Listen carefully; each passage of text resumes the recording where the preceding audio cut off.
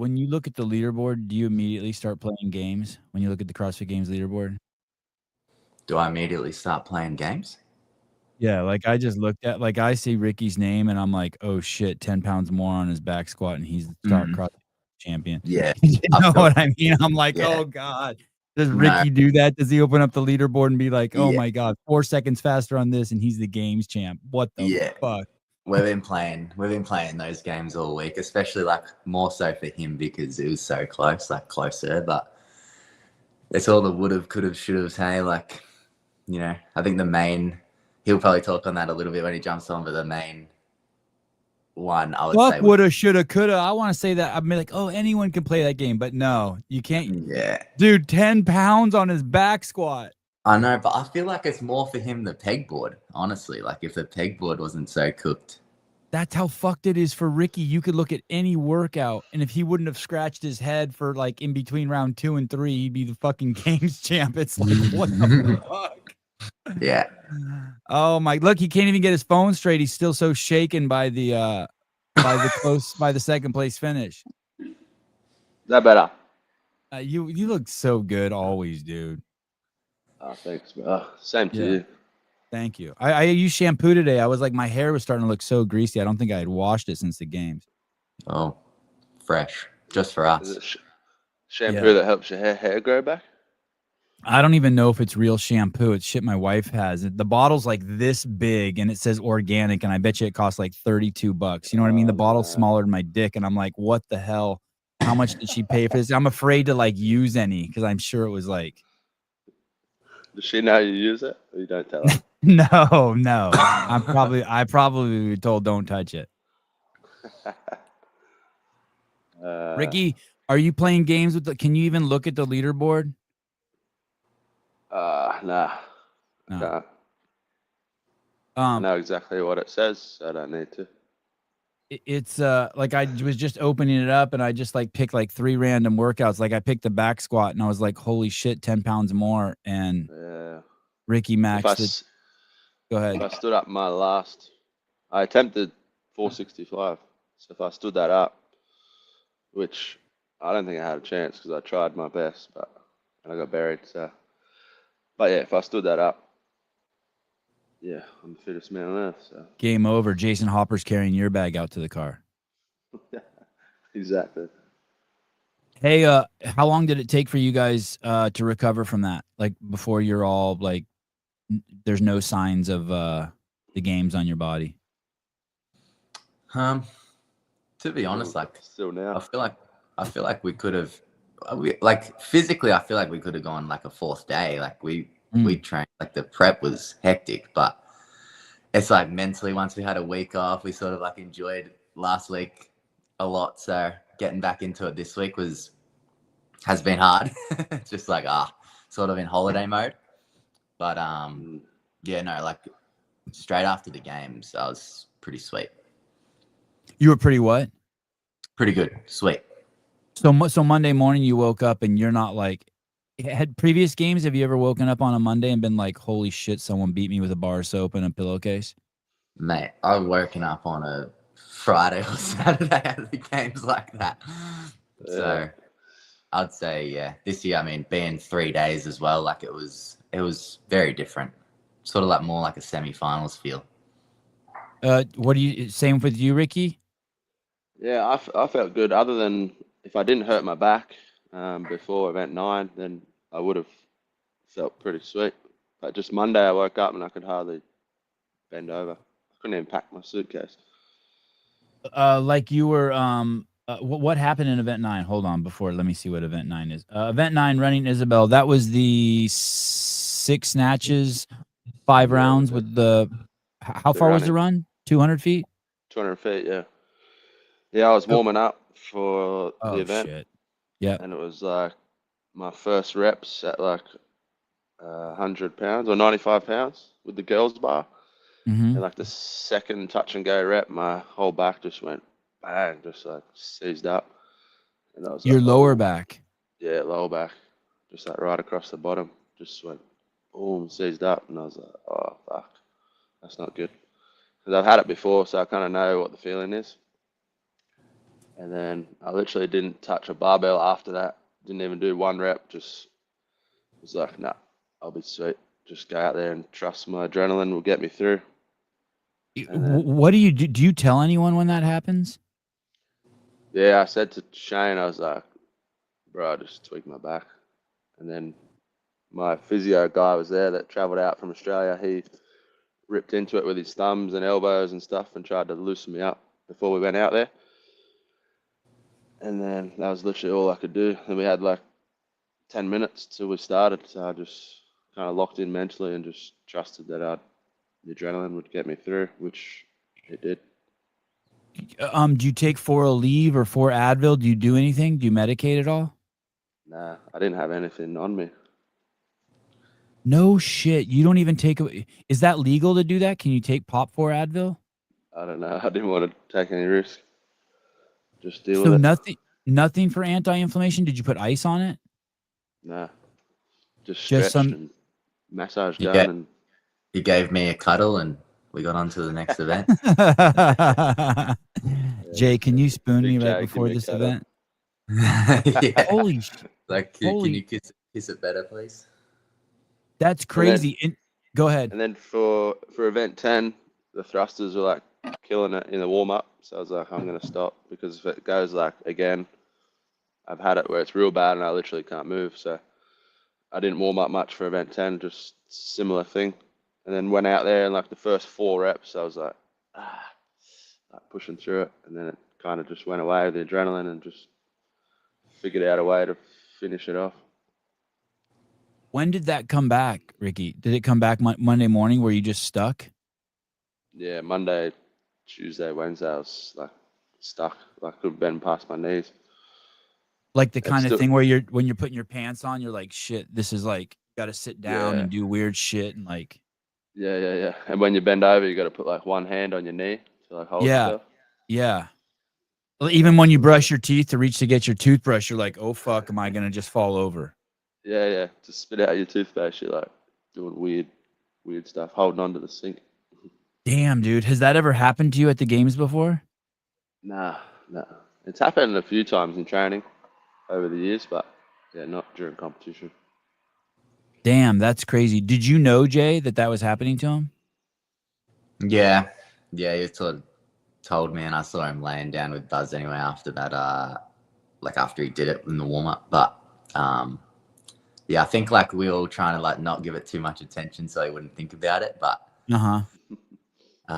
yeah, I could tell it was bad, especially like that night because we were staying in the same Airbnb and all that sort of stuff. So I saw him like every time he'd try to grab something off the ground, he'd be like squatting, like when your back's just so squat down. Yeah. But yeah, he was like, "Come on, don't be a pussy. You'll be all right, mate." We got fucking work to do. And I guess like as an athlete, you don't want someone coming up to you saying, when you say you don't give attention, the last thing you want is people being like, hey, are you okay? And bringing attention to it. You just want it just to be ignored. Like, hey, your wife will do that or your girlfriend will say that to you a week after the games. Not here. Yeah, Hopper said it to me in the corrals before we went out. He's like, "Did you hurt your back?" And I was like, "Soon find out." He's like, "I seen you laying down getting treatment from your guy." I was like, "Yeah, we'll see." And I just didn't say much. Ricky, are you pissed that you got second? Are you angry? Are you happy? Yeah. You're pissed. Nah, I'm a little bit more over it now, but it still pisses me off when I think how close I was and what changes could have happened to win. But I got to be grateful for second. Otherwise, you don't deserve first, right? So. No, I don't understand that. Explain that to me. I don't understand that. Yeah, I don't know. I think you got to still be grateful for your efforts and the work you put in. I think if I'm too angry and pissed off and just kind of, it'll make me throw in the towel. Just got to accept that I wasn't good enough and come back next year and do it properly. Do it for real. So that is the plan. Yeah. Jay, is this your best finish ever? Yeah, it is. but same sort of thing. Like, I think once you're in the fight and then you're wearing the leader's jersey and you see your name up that high, you just like, anything less than that is just like, doesn't matter anymore. Oh, so you don't even get to, like, maybe you enjoyed it the minute you had it, but when you look back at it, it's like, so what if I didn't win? Pretty much now, because I think that's like the goal and sort of what I'm training every day for now. Like, I've come 8th before, so 6th is just like same shit. Yeah. Hey, did you start getting pretty high during, when you're wearing the leader jersey? Do you start really seeing yourself as winning the games? Yeah, for sure. Like, I mean, that was just sort of like let's say, just like reassured me of like what I believed going in, like that I could win, or at least be on the podium. So it definitely, momentum was crazy, even just from, I'd say, from day one, the momentum was on. We were fired up. We, like, especially after event 2, like, I think was a highlight for me. But riding the momentum, and that's just where I wanted to be. It's where I've wanted to be since I started doing this. So event 2 is all crossed up. That was the one with the buy-in with the wall walks and the kind of like that triplet chipper thing. And Ricky wins that, and you take a 3rd. And you're saying after that, you guys walked off, and you're like, "Fuck, we're gonna bash these American pussies." Yeah, it was Literally exactly. what Jay said. He comes up Yeah. to me, he's like, "Let's fucking take over this place." Yeah, high fived again. we were in the same heat, because Justin, I think, split us, and he was in the heat before, but we were like pretty close in that top heat, so we were fired up. And I was up on the finish line like pretty much as soon as we finished, and just like, let's just take over this place. It's funny because I was watching the Wodapalooza promo with Ricky, and you just can't fucking hate Ricky, even though he's calling the Americans pussies. All of us are kind of like, yeah, compared to Ricky, they kind of are all pussies. You're like, damn, what comeback can we have? Yeah, when I said it, the guy that was filming laughed, and he made me laugh. I was like, I didn't like it. I wanted to keep a straight face. Yeah. That was funny. Was it you in a proven video, Jay, said that there was a difference between going to the games and compete and kind of just surviving versus going to the games and competing? Yeah. That's how I felt. Pretty much, yeah. As soon as I saw how they do it 3 years ago. And basically what happened to Ricky after event 9, he couldn't compete anymore. It hurt the back, and then you're in survival mode.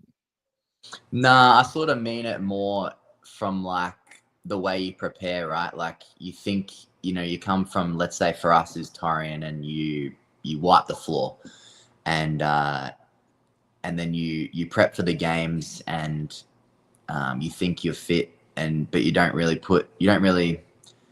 know. Like, I didn't really know, and the sort of preparation that you needed to put in, and then also come over to the States earlier to get used to the heat more so. So yeah, there was a few years there when, I guess I wasn't with Proven, and I didn't know, and I'd get to the games and I'd just be like stunned. I feel like I was the most unfittest man in the world, just trying to get through the weekend, hurting every time I went out there, feeling sorry for myself, hating it. And then when we prep the right way, and allow that time and take this sport serious as like the full-time job that it is, you go out there and you're competing. You're like fired up. You're getting good results. This is like the best thing in the world. You have the highest highs, and it's awesome. Ricky, so I'm guessing there's times you walk out there and you got swagger, like, so you walk out there for what is it? Throttle up. When you walk out, say that, throttle up. When you walk out there, are you just feeling but even before that, you won that one. You took first place. When you walk out there, are you just like, know that you're the most dominant guy out there? For that one, I wasn't 100% sure, but I knew it was a good workout for me on paper. But once I got off those bar muscle ups and I was first to the box, that's when you get like all this energy of like, fuck yeah, this is my workout. You just get like unlimited amounts of energy where you can just go at any pace for any amount of time, and you're just like, I'm winning this fucking workout, and you just feels pretty good. What is that? Is it like a second wind? I know a lot of people know that feeling when like you're in the middle of a workout and then all of a sudden you're like, holy shit! It's like another lung opened up or something. Yeah, pretty much. I don't know. I think it's probably just a mindset thing that happens in your brain, and then you can just your brain's so positive and in the right space that any sort of pain that tries to come over you just know how to deal with it. And Jay, you got a 16th in that. Yeah, And throttle up. Are you pissed after that? Yeah, I was like that.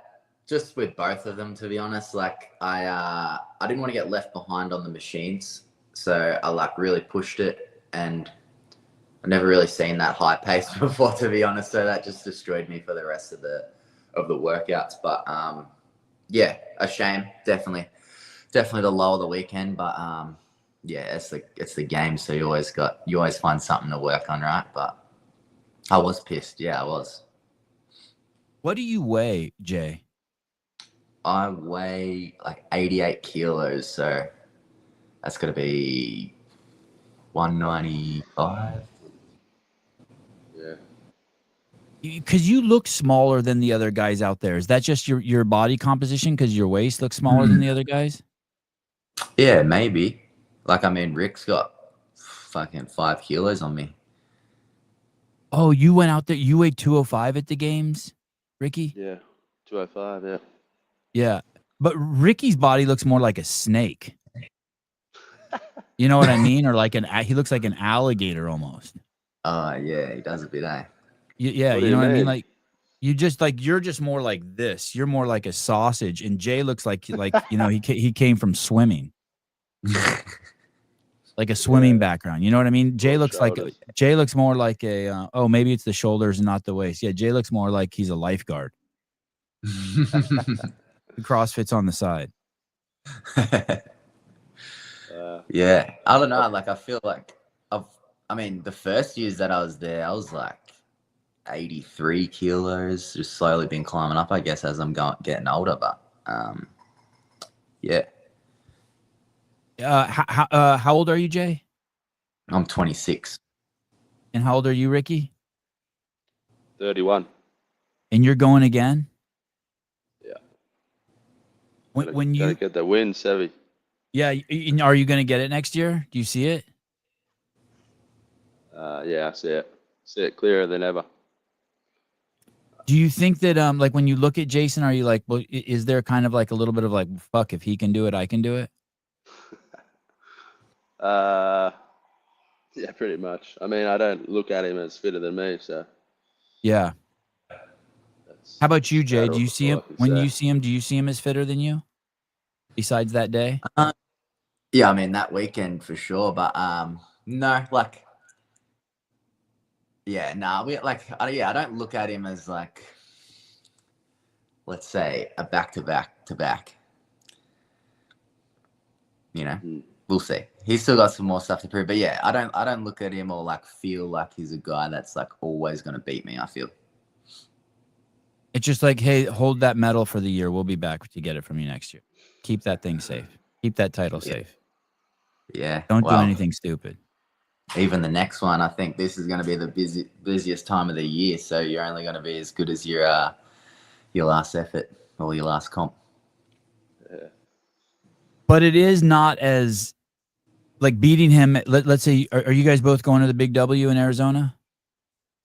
Yeah. The Big Dub, yeah. But beating him, and I'm guessing he's going, but beating him there, that I guess gives you maybe blood in the water, but it's not the satisfaction of beating him at the games. Yeah, no. Like, there's obviously the respect there that, you know, he had a mad weekend. But yeah, I think for all of us going into WFP is going to be very different for the guys that did the games. Tell me more. Why is that? Just because it's so close. Like, you know, we had a week off because we were training so hard for the game. So even that week off, like, feel like it wasn't enough. So this week's has been like even chill, just getting back into it. And then, you know, next week is sort of all we got to prep for it. So it's a lot different, I'd say, mentally going in. And I feel like that's going to be for a lot of the guys that did the games. Yeah, I feel like we're coming in more relaxed and not as serious compared to some of the others that have been waiting for this competition. Is it like kind of like being scarred from hanging out in the pain cave so much? Is that what you mean? Like, hey, you do that, like, you know, like when you do a workout and you're like, oh shit, that really hurts, and then 2 weeks later you see it up on the schedule and you're like, oh fuck. Is it like that? Is it like you just did 3 days of just horrible, like every workout is like, oh boy, and then is that what you mean by mentally? Yeah, or just see. Sorry, Gary. Yeah, when Ricky talks, let him talk, Jay, because it's like a California condor sighting. It's like an endangered species sighting. Yeah, I was just gonna say, it's more just like mentally putting yourself back in that mindset of pushing yourself that hard again. And I think come game time in 2 weeks, we'll be more ready than we think. But I think at the moment it's hard to get back in that headspace.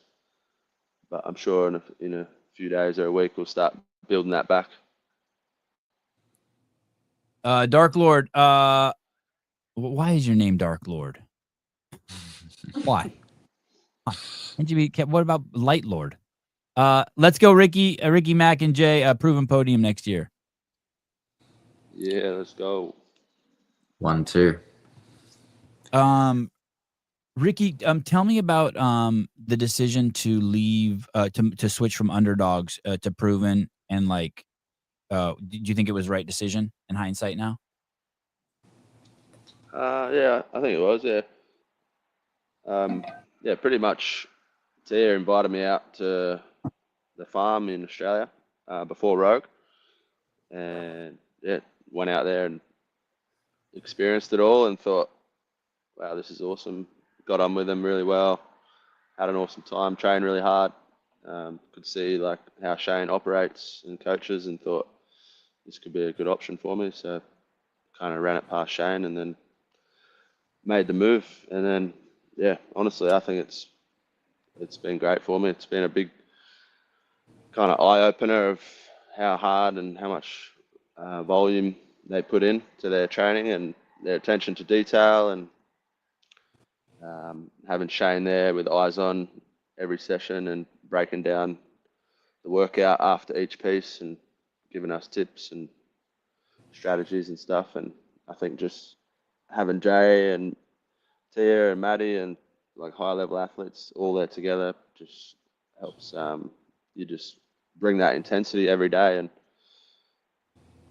just seeing what that does for you come competition. Like, this was definitely the hardest I've ever trained for the games, and the biggest preparation and the most volume, and like, yeah, it was tough.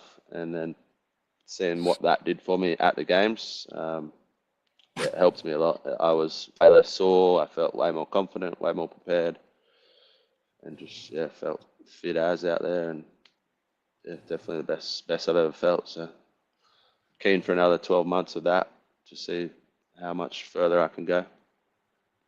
What about you say more volume, but what about intensity in training? Was there more intensity in that cohort of athletes? Yeah, definitely. I mean, when you're side by side and the clock's running and you got 3-4 coaches there screaming at you, like, and you know you're training for the games, like, you want to win every workout in training, you know. What do you think happened to and maybe I'm mischaracterizing this, but I'll just run with it.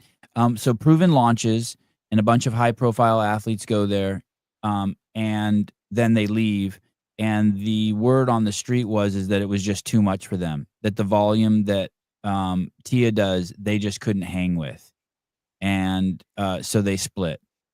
And then you go there in a part of your career, you know, you're 31. Did you have any, when I'm guessing that had passed through your head too, like, hey, you know, I put in so much work already.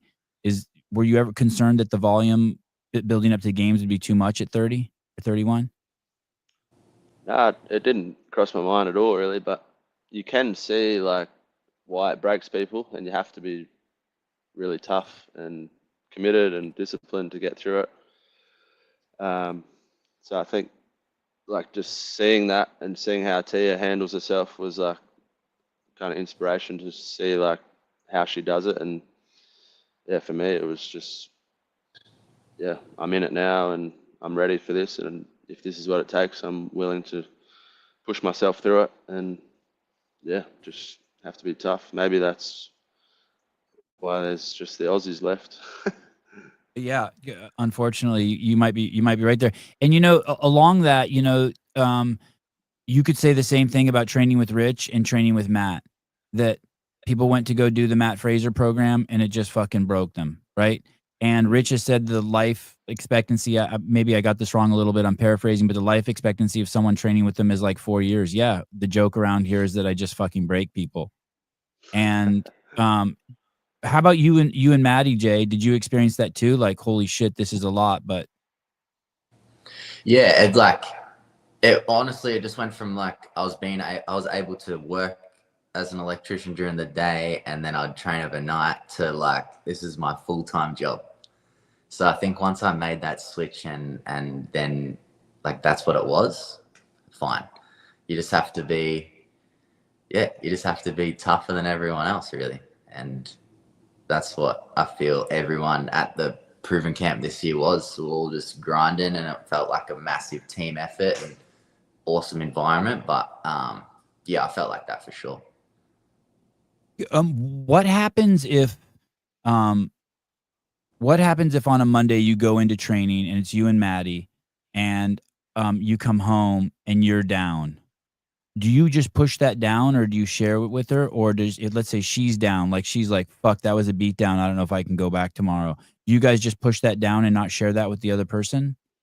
No, we would like, yeah, we'd share that stuff for sure. But like, I feel once we leave the gym at my mum and dad's place, we sort of just like leave all the CrossFit talk mostly there. Cause like, otherwise it becomes too much. Right. But I think like in the moment, like during the day when we're just like, lifting might be going shit for me. And then I try to hold it in, but I just fucking lose it sometimes. I just get a bit angry here and there. So, but then once I let that anger out, I'm like, fuck, I shouldn't have done that because like this is Maddie's day, and she could have been having like a good lifting day or whatever. So, right, yeah, it's hard to like control that sometimes more in the moment, which I probably need to be better with. But yeah, overall, just like we more feel like we're in it together on the day to day. So it's better, honestly. If I didn't like have her to go through it with me every day, maybe I wouldn't be doing it, you know? So I think it's only positives for sure. because that is a challenge, right? It's like that when you have kids or when you have a wife or a girlfriend you're close with. If they're having a bad day, you can't help but kind of take it on, right? Like you kind of change how you behave or how you act, but when you guys are in that together, it seems like that there's crazy responsibility to like almost like to hide that shit.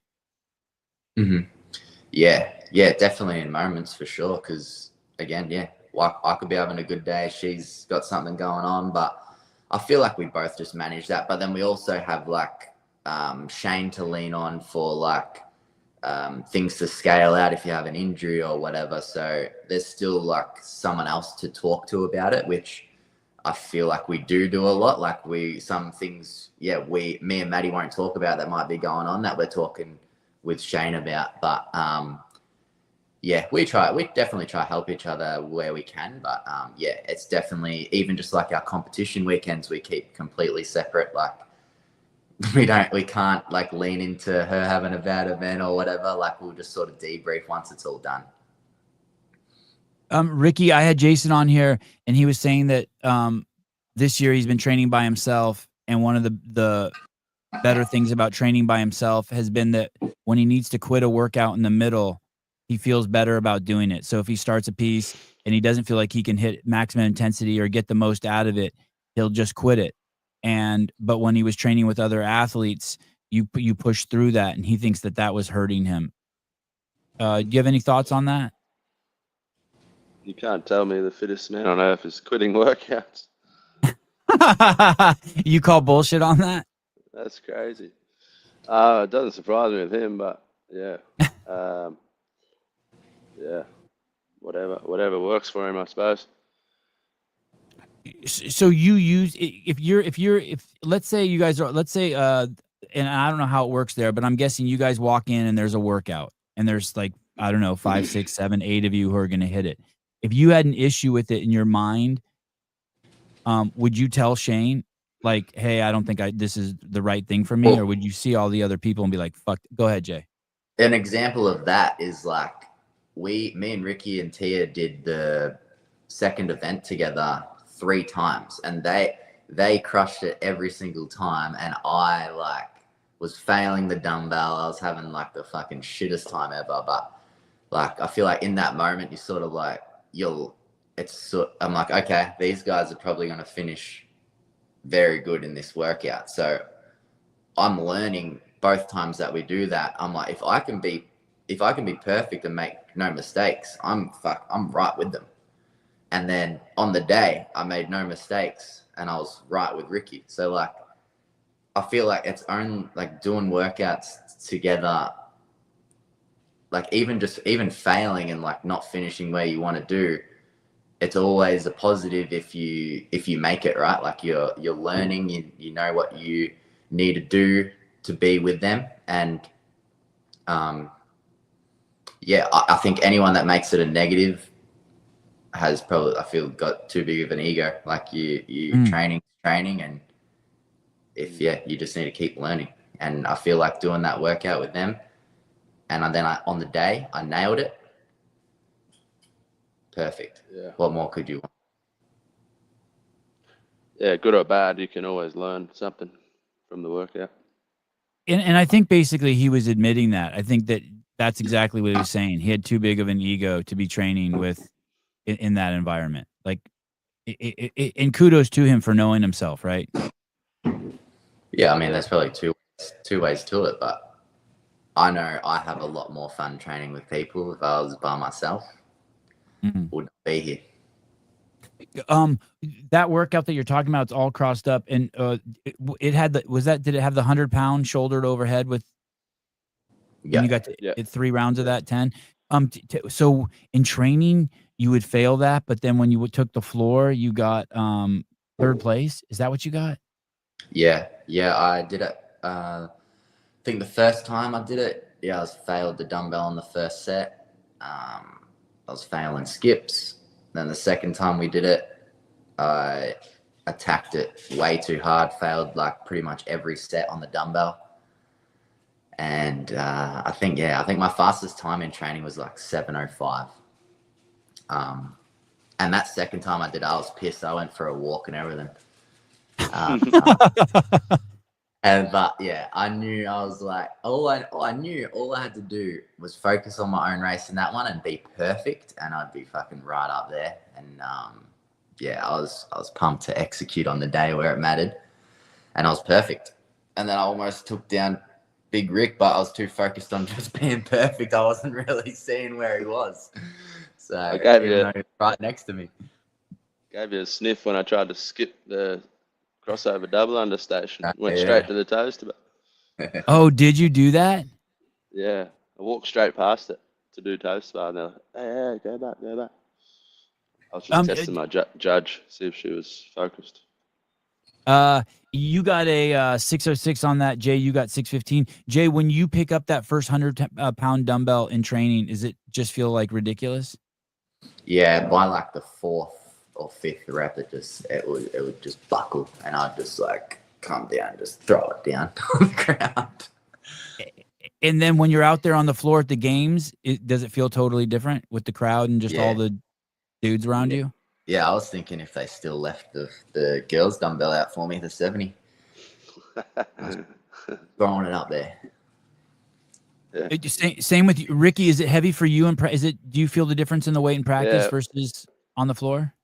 In training after the 20 wall walks, the second time I did it, I was like, I'm just going to try and get 10 reps on my right arm in training. And I got to 6 and I tapped out and then changed to my left arm. But then in the games, it was just like, bang, 10 reps, easy. All the way through, 10 right, 10 left, finish, 10 right. Did you know which arm you were going to do 20 with and which arm you were going to do 10 with going into that? Yeah. Same with you, Jay? Nah, honestly, I was going to swap arms, but when I got out there, I just was like obviously doing 10 on one arms quicker. So I was like, I would just sort of get as far as I could through the 10 each time, but the 10 was there every time. So it was happy days. And did you start with your right arm? Did you do them all with your right arm? Nah, I went right. And then the second set, I went left and then right again. And was your second round harder than your third round? Second round, no, honestly, that was good. But I knew I was more confident with my right arm because I'm right-handed. So I wasn't gonna go back to my left just for that reason. Dude, first round was the hardest. Which one? First one off the wall walks. That was the hardest set of 10 for me. Just because the shoulder fatigue from the wall walks? Yeah, I'd say so, yeah. It's crazy, Jay, that you beat your time by almost a minute, 51 seconds. Yeah. That was the difference of being perfect. And Ricky, what was your fastest time in practice? 6:15. Okay, so you shaved 10 seconds too. Yeah, with like a little bit bigger transitions too. So Jay fucking crushed it. Going into the games, do both of you well, I'll start with you, Ricky. Going into the games, do you see yourself winning it? Like that's the expectation and what like I want out of it, but I don't really think about it much during the event. Just kind of focus one event at a time. And then even maybe in the event 10, you think about it. Like when you're in the lunge, you're like, come on, I need to catch Hopper to win, or that might be the only time I ever thought of like actually trying to win. But you're there to compete for first place. Yeah, of course. And Jay, is that the same for you? Do you think you go into the game saying, "Hey, I'm going to compete for first place"? Yeah, honestly, I definitely voiced that, but I think deep down this year, I've just believed that I could be on the podium, and if that was on the top, then good. But I really did believe I could be on the podium. But yeah, now after having like the leaders jersey and being up the top, like I think now I truly definitely do believe that I can be the best. But yeah, that was the story of this year. Is that what happens also? Is someone, like in fighting in the UFC, they said the guys who have 0 loss. Oh, are you excited for this UFC, Ricky, on Saturday? Ooh. Yeah, we got to who you going for? Oh boy, who do you think's gonna win? I'm going for Chimaev. You really think he's gonna beat Duplessis? Yeah, I want him to, but I don't know if he can. That's a big dude, man. That's South African. He could fight 205, man. That is a big man. He's strong. I want Duplessis to win, but yeah, it wouldn't surprise me if Hamzat wins, to be honest. They're both maniacs sneaky out there. They're both fucking maniacs. Mm. It's gonna be good to watch. And they say both those guys are undefeated. They'll fight, and they basically were saying that like undefeated guys are. It's just crazy. They're just better just because they have no fear. Like losing's not an option. They don't know how to lose. They've never experienced losing, so they have this weird kind of confidence. Is it like that after you win the Albany grip trip, which is a crazy workout to win because it's like hardcore CrossFit, right? It's got gymnastics, heavy lifting, and then also the running. Are you just like, holy shit, these guys are all human? Yeah, for sure. Like I've felt that before, but that was nice to tick off like my first event win. But definitely. Like I think once I realized that, I would say even more so last year, that everyone's just exactly the same as me. It was a game changer, absolute game changer. Because those years that you saw me, like my earlier years, I put everyone on a pedestal. Like I was competing against guys I was massive fans of, you know. So yeah, once I realized that they're just the same as me and that I can run with them, completely different experience. And the closest guy to you is Kalen Souza, which is a really trippy workout for him. It was his highest finish. He ended up taking 14th, and then after that, it's James Sprague, and you beat him by 30 seconds. Then it's Jason Hopper. You beat him by fucking a minute. Yeah. And Austin Hatfield by a minute, and Dallin Pepper by over a minute. And that's just as CrossFit as you get that workout. Yeah. Well, that's sort of like how I felt most of the weekend, was like sort of like OG CrossFit. Like I've been doing this for a long time now, so like if we can get the OG CrossFit workouts back, unreal for me. So that one was really solid for me in training. Like again, the luxury of we did it with Colton and Ricky in training, and yeah, I obviously beat them in training, and it was a big confidence boost. And I knew it was going to be really good just based off that. And I didn't know if it was going to be an event win, but I knew it was going to be a good one. But it's just a grind, right? I was more nervous for the grind and the pain rather than like trying to perform. So I knew if I just ran my own race, it'd be good. And then, yeah, during it, got to like round 3, and when it started to hurt, but I knew if I just managed the gap to Souza, I was going to be okay, because it was still pretty big. Like I think I was maybe like 100 meters on the runner before I'd hear that he would get on it. So yeah, the 4th and 5th, I was sort of like taking it in and just managing that. And I was like, yeah, this is going to be it. So like in the 3rd and 4th round, almost like you're getting even though it's hurting, you're getting a second win because you're in first place. Oh yeah, absolutely. And like the deadlifts were moving really nice, and handstand walks are like a strength for me. So I just knew I had to, just keep the runs good, and I was going to be fine. Do you think that, let's talk about Tia for a second. Do you think that's why she wants to win every workout so no one can get a taste of that high that you got? Did you ever hear her talk about that? Like, hey, yeah, it's important I fucking put the smack down on everybody. Yeah, at all times. For sure. And she shows that in training, like even just little mind games of like going out like hard at the start of whatever the workout is to try and to win the workout before it's even halfway through, things like that.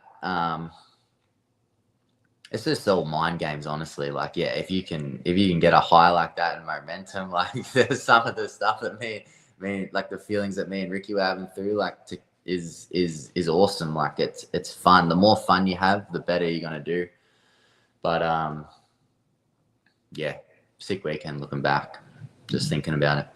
No injury. Do you know no injuries this year, and no one pulled out? I don't think I can ever remember a CrossFit Games from 2007 to the present where that's happened. Yeah, that's cool. That's good. That's probably the volume too, right? 3 days. Ricky, do you miss the workouts, the ones that that have injured people in the past, like drinking lake water, falling off the cargo net, jumping over hay bales, crashing on bikes? I mean, all those things were gone. Do you miss any of those things? Yeah, definitely. That's like what the CrossFit Games is and was from the start, So hopefully we get some of that stuff back next year and have some more outside events, or like more out of the ordinary, sandbags, jumping over logs, swimming, bike riding, all that stuff. So, yeah, sad not to see it this year, but it is what it is. And I was still, kind of happy to finish where I finished without those workouts. So that was one positive from it. Event one, the big talk of event one was as you approached your rower, we saw your ankle twist, and obviously everyone, you know, you could argue that that's the reason why you didn't win the games last year because of what happened, with that on the step up workout. Chad, a lot of people in Mm, that video, as soon as that happened, like that video, people were clipping that video and it was passing around on text threads everywhere. Like, oh shit. yeah. Um, Yeah, can you everyone was freaking out. Yeah, we were all freaking out. So many people, I think so many people, no matter who they want to win the games, they would be more than happy for you to win the games. I think you, at least everyone I know is like, "Oh god, wouldn't it be fucking amazing if Ricky won?" Um, did tell me what happened then. How so you approach the runner or you approach the rower and we see right like one or two steps it twist. Yeah. Are you like, do you even have time to go, "Oh shit," or do Nah. you start running a body scan, or do you stand you're being down to your ankle and you're like, "Oh shit, what's going on down there?" Yeah. Nah, it was fine. It was just because I like slowed down to change corners to get on the row, and that's the same ankle that I hurt last year. So it's just a little bit loose and it kind of rolls randomly, especially in those big runner shoes. But yeah, when it happened, I was like, it didn't bother me at all. It didn't hurt. I just kind of got on the rower and kept going. And then I completely forgot it even happened. And then after the event, I was like getting messages like, "Are you okay? We've seen your ankle." I was like, "Oh shit, I forgot that even happened." So yeah, Yeah, it was it fun. was It was fun. it got I must have got sent to me 10 times, people clipping it being like, "Oh shit, did you see this?" You didn't feel it the rest of the weekend? Nah, it was fun. And what is the trade-off there? So I had Lydia Fish on and she said the tier runners are absolutely amazing. She said she loves them, but she does get nervous because they are so thick and you have to be Mm. conscious, like so conscious of that. Yeah, I Is think that all the running shoes are kind of like that. There's just so much padding that your foot just kind of moves left to right. So great for when you're running and you're focused on your technique and your stride. But if you like switch off or you get a bit lazy or change directions, it can get you. um tell me about that race. What was the plan for that race? Adler won. Roman took. Adler had a 46-16. Roman had a 46-26, and you had a 46-45. And then the person after that was Hatfield, a whole minute behind you. Um, Yeah, yeah. So the tell- plan was just to go out hard, set the pace, and see who wanted to come with me. And I kind of knew Adler would be up for the challenge. So we pretty much ran together the whole race. And then I was pretty comfortable like holding the pace that we were holding. Like we were pushing hard, trying to like get away from Roman, but we weren't like overreaching. And then coming up to the rowers, um, I figured out what he did. He let me get on the rower first so that he could sit in the middle and watch both our screens with Roman behind us. And then, yeah, I pretty much just backed myself on the second run that I could catch him and that I could beat him. And then on the rower, I was just like committed to my pace, even though they were a little bit faster, and I could see that. I was like, oh, it's okay. I'll just stay here, save a little bit of energy, and I'll get him on the second run. But yeah, I should have rode just that little bit harder, so I was closer to them, and then was in within reach to catch them. Because when I got off the rower, yeah, they were a bit further than I thought they were in front, but I still put the hammer down to try and catch them. But they had their own little battle going on, so they were pushing hard as well. And anytime I closed the gap, like they would push harder, and I couldn't. It kind of just stayed the same the whole way until the end when Adler went past Roman. You kind of see him look behind, and he kind of almost gives up a bit, and he couldn't see me, and I was like, all right, attack him. I could maybe get second, but yeah, it was just a little too late. And then with maybe 400 meters to go, I just kind of backed it off and jogged it in. wow. So you stayed So competitive, even though you were a minute ahead of fourth place. You stayed competitive until the last 400 meters. You still had in your head, okay, I'll catch one of these guys. yeah, yeah, I was ready to sprint as hard as I could. until 400 to go. Did you I feel that realised workout? It's too late. Did you feel that workout the rest of the weekend? A little bit that day, but the next day I was pretty sweet. Just like heavy heavy legs and like hamstrings and butt a little bit. But those boys were pushing pretty hard in front of me, so maybe they cooked their legs a bit. I'm not sure. Jay, you took 5th in that, which is crazy good. Is there anything that you can think of that you learned from training with Ricky this year? Like tangible, you're like, you saw him do something and you're like, oh, yep, I'm going to do that. Or is there anything that you gleaned off of him, you've stolen from him, plagiarized? Yeah, I'd say lots of like little things, even just like damper on the machines, like ski and bike. I've learnt not to run with him at the start. I tried to do that at Torreen. Very bad idea. I mean, yeah, there's always like little things. Can't really think of something big, but just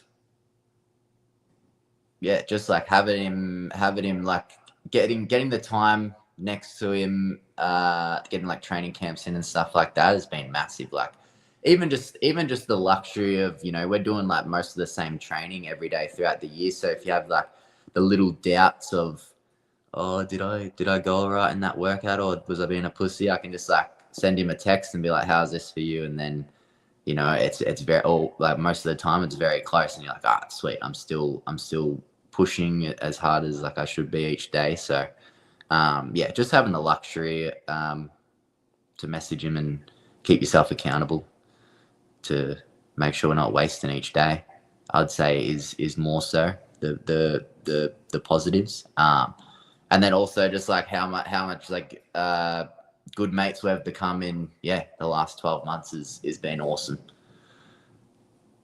Yeah, that would have sucked if he was a dick.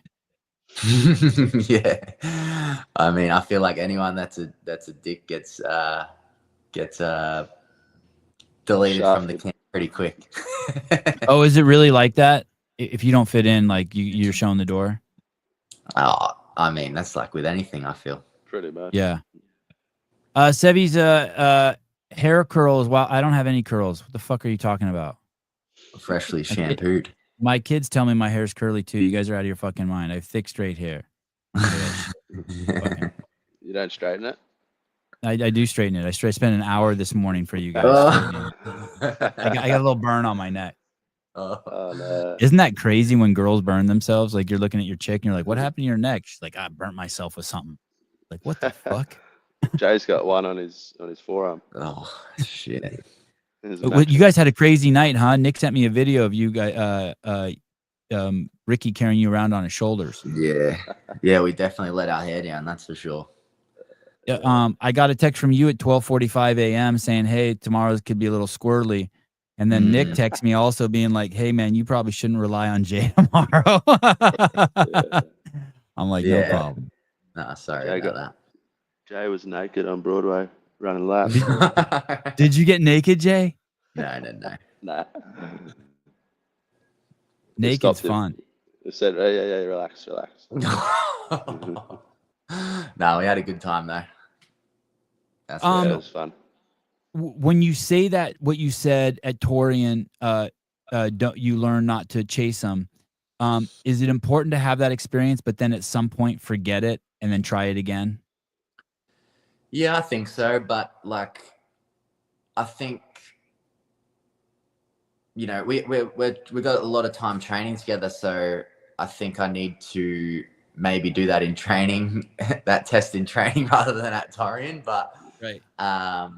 Yeah, I would agree with that. Like, I feel like my running just keeps getting better and better. So if I can get to a point where I can run with Rick, then that's only going to be a good thing. So yeah, I'd say I would never say never. I'll try run with him one day, hopefully, but hopefully he sticks around long enough to where my running's up to his standard. And will you tell who's your direct coach, Jay? Shane. Shane, will you tell him, let's say there's a workout and it's got 800-meter runs in or something. Will you tell him before, be like, hey, dude, I might implode in this workout, but I have this idea that I'm going to keep up with Ricky and all the runs. And Shane will be like, yeah, go for it, or no, not today. Yeah, you tell him your plan? I honestly I think he would love me to say that, honestly. Oh, really? He'd be Yeah. Let's go. And so you're saying in training that's the place to do it, because if you implode, but then like it's still an important test. Yeah, no, 100%. Like, I feel like if you can fail in training, that's awesome. That's where you want to be. What's the deal with Adler? We're hearing all these rumors that he was not in a good headspace the whole weekend. That basically off the even with his victory in event 1, that people were hearing him basically not be happy back there, and even people heard him say he doesn't want to be there. Did you guys get any of that vibe from him, that he just was having a bad weekend?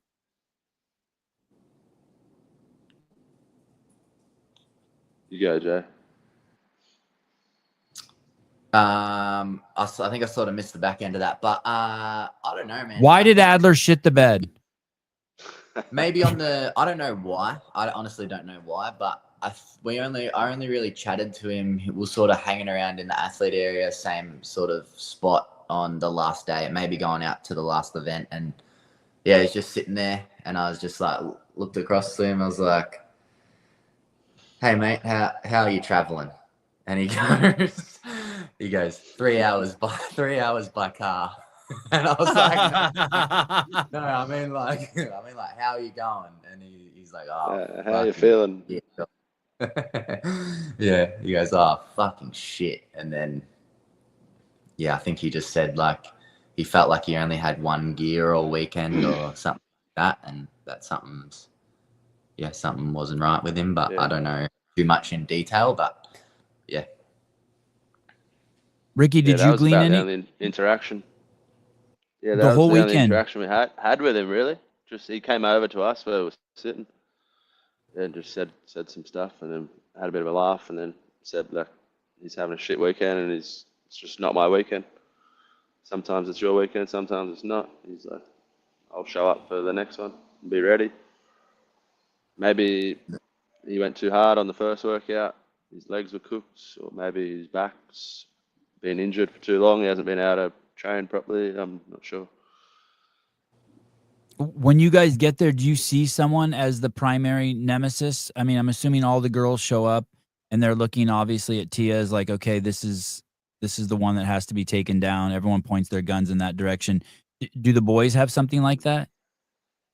Like, was Adler that guy? Like, hey, that fucking dude has to be kept in check. We can't let him get too far ahead. Yeah, Yeah, it was a little bit like after his games win and then he won Rogue. It was like, oh, this guy's legit, you know. So yeah, he was kind of the one for me to keep an eye on. But then I feel like, yeah, it could have been like 6, 7 guys, honestly, this year. Like it wasn't really, other than like the guys that you'd say, like Adler, that's been solid. You'd be like, yeah, he could run away with it a bit or create a gap. But yeah, it was more so looking like going into the season that it was going to be really close and be the 6 or 7 guys. So I was sort of more looking at that. I didn't really have a good idea who it was going to be. And I guess I was just hoping it was going to be me. Ricky, how do you process the fact that so many people want you to win and think you can win? Do you like that, or do you prefer to be more like in Jay's situation where people are just like, okay, if Jay does, we want Jay to do better, but not necessarily the pressure on him to get first? Yeah, no, I Sorry, like Jay. It definitely fuels the fire and makes you want to not only achieve it for myself but achieve it for them, and just kind of finish the story that I've been trying to write, you know. So yeah, I fuel off it and use it for energy. So that's good. And Jay, I think you've always been in the conversation for someone who's good. And after this year, and people have always been like, hey, this guy, for people who followed your career, the biggest obstacle I think that people have seen for people someone with your build, body composition has been strength, and you always have had that conquered. Like people who watch you are like, oh shit, for that body composition, for him to have conquered strength, he's going to be a problem. But I think a lot of the eyes have been on people like Dallin Pepper and Justin Medeiros, and who are kind of in your cohort. And then this year, it's like, oh shit, it's not just Dallin and Justin and James and Jason. Jay's now in that group with those 5 dudes. Do you feel that? You're like, oh shit, now I've put myself in the conversation now as the future of the sport. Yeah, 100%. Honestly, I felt that last year, to be honest. Like, just getting those, like, showing up to the games. I mean, I didn't get to finish the game, the last event, 2 events last year because of my back, but sort of got redemption with that at Rogue. And I feel pretty much from there, I felt like I've, sort of bridged the gap, you could say. And I'm in the conversation for sure. I have to be. Ricky, do you have any unique camaraderie with Maddie? She is kind of a similar story to yours in the fact that she shows up at the games. She overcomes obviously a lot of obstacles because of her, her gifts, being that she's so little. She has a huge break from qualifying for the games, and then she gets there, and now both of you are. This is my story, but you guys are now both with Tia, and you guys have both made these huge leaps. Do you guys have overcome probably a lot, I'm guessing similarly from the break. Have you ever thought of that? No, I haven't really. Okay. Fuck that question. Yeah. But yeah, sometimes I think like how I was away from the sport for 4 years and like how I managed to stay at that level, and I was pretty happy to be able to be back and be straight in the mix in the conversation. And it's crazy that another 4 years has already passed. So yeah, it's pretty cool. I'm just stoked that I'm around and trying to finish the this chapter. Yeah. How does she feel, Jay? She tied for 5th, and I guess she got a 6th because of some sort of tie break with Ariel Owen. Is Maddie stoked? Yeah, I think. Well, no, she was like a little bit disappointed because I think going into that last workout, she could have. I think she was in like a podium spot. So I think sort of similar to me, like sort of tasted like what the top feels like. So now just to finish on a 6th is just like it's just that weird spot. She took a 14th, and so like if she would have taken a 13th, she'd be in 5th. Yeah. Easily. Yeah. So yeah, like same sort of thing. Like we're definitely happy to just be in the fight for sure. To just like to build from that, but it's nice to be in the fight. But 6th is just a weird spot now. Which one of you think was more nervous to train with Tia to enter the proven camp and to deal with the creature that is Tia? I mean, probably both of us, because like I just come from Australia and seeing what they did. We're massive fans of them, so I think we would have both been pretty nervous and just like fanboying or whatever. So but they're like straight away. It just felt like family, and we were just happy or just stoked to be around them, or for them to let us into their environment. Oh, was any part of you pissed when I told you Ricky was going to be on the podcast with us? No, I think I suggested it, didn't I? I was like, oh, did you? Oh, okay. Jump on with me. Oh, okay. It's funny to just break it all down together. Okay, good. All right, because I was thinking like, oh shit, is Jay gonna think he's being slighted by Ricky coming on too? But Ricky's squirrely, dude. I don't know. I never know like which number to use or whatnot. So when he's like, I can come on tomorrow, I'm like, yes. It was actually he messaged me this morning. He was like, oh, the internet's gonna be no good. He's like, you just jump on. I was like, nah, go on, let's just try. Worst case, you can come down and sit with me right next to me, and we'll do it on the same camera.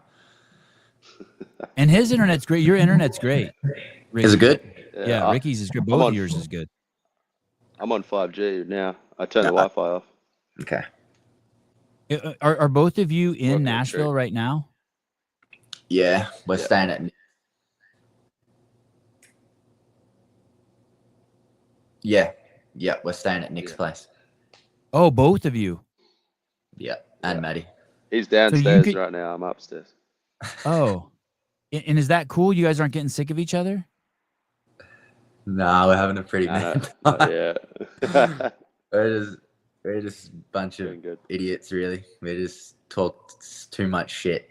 We were saying the other day, we're just saying the most ridiculous stuff. Like, you can just tell how bored we are.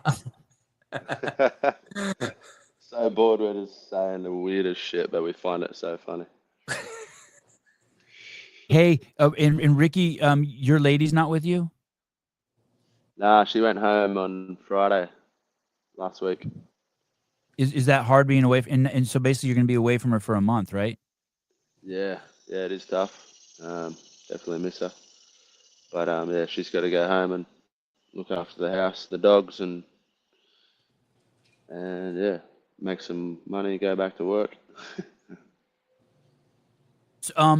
So what happens? What happens next? You guys both go to the Big W, and then do you guys have Rogue invitations been sent out? Yeah, they've been sent out. Yeah. Yeah, both of us. And is the goal to go there and win that? I mean, that's a huge. They give away a shitload of money, right? Yeah, they do. Yeah, they do. But no, definitely we go home for 2 weeks after WFP, and then we get back on a flight, go to LA for the Wodapalooza Tier Cup thing, Team World. Oh, shit, I forgot about that. Yeah, we're there for a week, then we go home again, and then I think it's 4 weeks, and then we're off to Scotland. Yeah. And how is that, Jay? With that, there were rumblings before the games that because of just the situation that CrossFit's in now, it's kind of it's in this lull. That you would that the sponsorship you weren't able to sustain your life on it, and you were going back to work. Is that true? Nah, not this. Nah, I haven't gone back. I haven't worked for 3 years now. Oh, do you still know how to do it? You think you could? It's like a bicycle. You could go back and wire a house. The basics, but I think I maybe need to go work with some mates before I go back to working for myself. I mean, I hope I don't have to get back on the tools, but we'll see.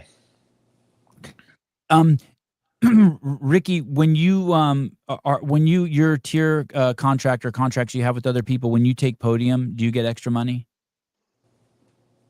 Yeah, I get some bonuses. Yeah. And then if you get on the podium, do you get even more bonuses? I mean, sorry, if you win, do you get even more bonuses? Yeah. Are the jumps are the jumps significant? Does the winner get a significantly bigger bonus than second or third? Not for me. It wasn't too bad, but some contracts I've heard are pretty big jumps. Yeah, forgetting that. And is it the same with you? Are you a tier athlete, Jay? Nah, I'm with TWL, Australian brand. And that's what is that? It's clothing and everything. It's all that stuff.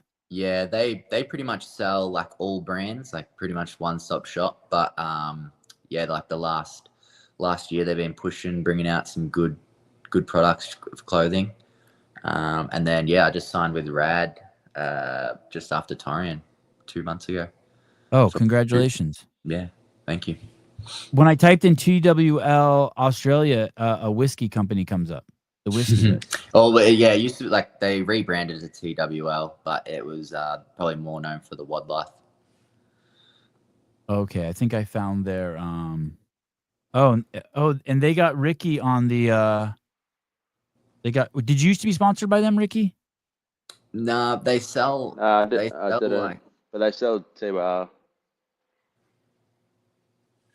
Oh yeah, they used to do reels and stuff. They don't do them anymore? Tag me. No. I think that was to promote the TOR stuff that they were selling on their website. Shit, they're huge. This account is huge. Yeah, they've been around for a while, since like 2013. Oh, there you are. The countdown Yeah. is on. Rad highlighter pink drops tonight 8 p.m. Limited sizes available. Yeah. Saw a lot of pink shoes at the games this year. Yeah, I think it was who You could a be the pink loud. guy, Sevi? What? Are you a pink guy, Savannah? No. Oh. No, Nah. not so much. I'm trying to think if I own anything pink. Just what's between my wife's legs. That's it. That's it. What? That's fair. You sure? Right? You sure you own it? Very important. Good question. Good question. Hey, that works with the Australian crowd, right? That's a good joke. I can say that one, right? With you guys. Yeah, I'm not that's offended. Yeah, that one's solid. Good thing. hilarious. And then after Rogue, what happens? I think there's a little bit of time in between, but then it's the last WFP in Copenhagen. 6 weeks. And that's the important one to win. That has like the obviously the title. And does that one have the most money also? Yeah, 75K. And help me with the geography here. Is that easy to get to relative to or Scotland and Copenhagen better than no? No. Yeah, it's not Australia's too far. fucked. You're just down there on the bottom of the planet hanging out. Everywhere's rough. Everywhere's fucked. It's only like 36 hours of flying. It's not too bad. Oh my god. So it's worse going. It's just as bad going to coming to the East Coast of the United States as it is to going to Europe. Nah, it's worse. It's worse. I'd say going to Europe. Further. Wow, God, my geography's so bad. I can't even. I just picture you guys like down there, like at the South Pole. Yeah, so like Scotland's literally the furthest we can fly, pretty much. So going to LA for us is like pretty good because we can just get on one flight direct, and then we don't have to like do any connectings within the states. So it's just like straight across the water. Oh, I see. Oh, you are in a tough spot. So you go left if you're going to Europe, and Top you go left. right. Yeah. Yeah. How about when you go to the East Coast? Do you go left or right? Right. Right. Oh, you do. So you fly over the Pacific, and then what do? You land in LA and then catch another flight. Yeah. LA to Nashville. Hey, and did you guys fly to Albany, or did you fly like to a nearby city and drive? Yeah, we flew to Albany. Was it a shithole Direct airport? flight. Oh, there is a direct flight from Nashville to Albany? Yeah, with Allegiant. Oh. Yeah. Well, Is that some ghetto airline, like where they charge you like for every little nickel? Is that an ass airline? I never heard of that one. We thought it would It wasn't be, too but bad. actually it wasn't too bad. Yeah. And you guys fly as a team? Elite. Does the whole proven team go together? a lot of us did. Yeah, Yeah, we pretty much did. Yeah. Even the whole team, proven team, the affiliate team. Yeah. Do they provide like a travel agent or anything? Like can you just call someone at does Proven do that? Oh, does Proven do that for you guys? Yeah, I'm the travel agent. I work for them. Ricky, the travel agent. Hello. Oh, can you imagine trying to get a hold of Ricky to change your flight? 2 days later. Hey, Oh shit! that Sorry, guy- mate. He's got all the apps. He's got all the apps. He's like, yeah, it's mad. He finds the cheapest stuff where I'm just too lazy, so I'll just like book something or whatever. But he always finds the good deals. You go to Find a deal. Allegiant.com and he goes to cheapflights.com and Yeah, what's it called? Flight scanner or something? Sky Scanner. Sky scanner. who's your agent? Who's your agent, Jay? Lucille with Backland. And that's with Snorri? Yeah. And who's your agent, Ricky? Snorri. Do they do any of that stuff for you? Like for me, like I would never leave the house if my wife didn't do shit like that for me. Like if she didn't get me a flight or a rental car, I would just never leave. I would just be like, all right, I guess I don't know what I'm doing. I'd just be like in the backyard still. They definitely They would. probably They definitely would would. if we asked, but yeah. Yeah, someone needs to We do just that. take it upon ourselves to sort it out. Yeah, I wonder if there's a market for that. Like someone who has a travel business or an agency to be like, hey, we're going to just charge you 5% for flights and on whatever flights, and you just call us and we'll just take care of you. And it's just some chick standing by a phone. And I would never trust a guy with that unless he's gay. Yeah, but I think I'd rather just book. You'd rather do my that own yourself? stuff. Yeah, then you know, like the flight path and I don't know, times and stuff like that. You could have all your preferences. My wife does all that for me and all the guys that travel. Like they just call her and they just text her and they're like, hey, this is when I want to get there. This is where I want to stop through. I want a layover. I don't want a layover. I want crab cakes on the plane. I want internet. And then she just does it all. Yeah. No, I don't know. It's just it's pretty easy, honestly. I just do it. You know, Tia doesn't do it. Get your wife to do it, Sev. I reckon Tia does, to be honest. You think Tia does her own travel? Yeah, definitely. Ricky? Yeah.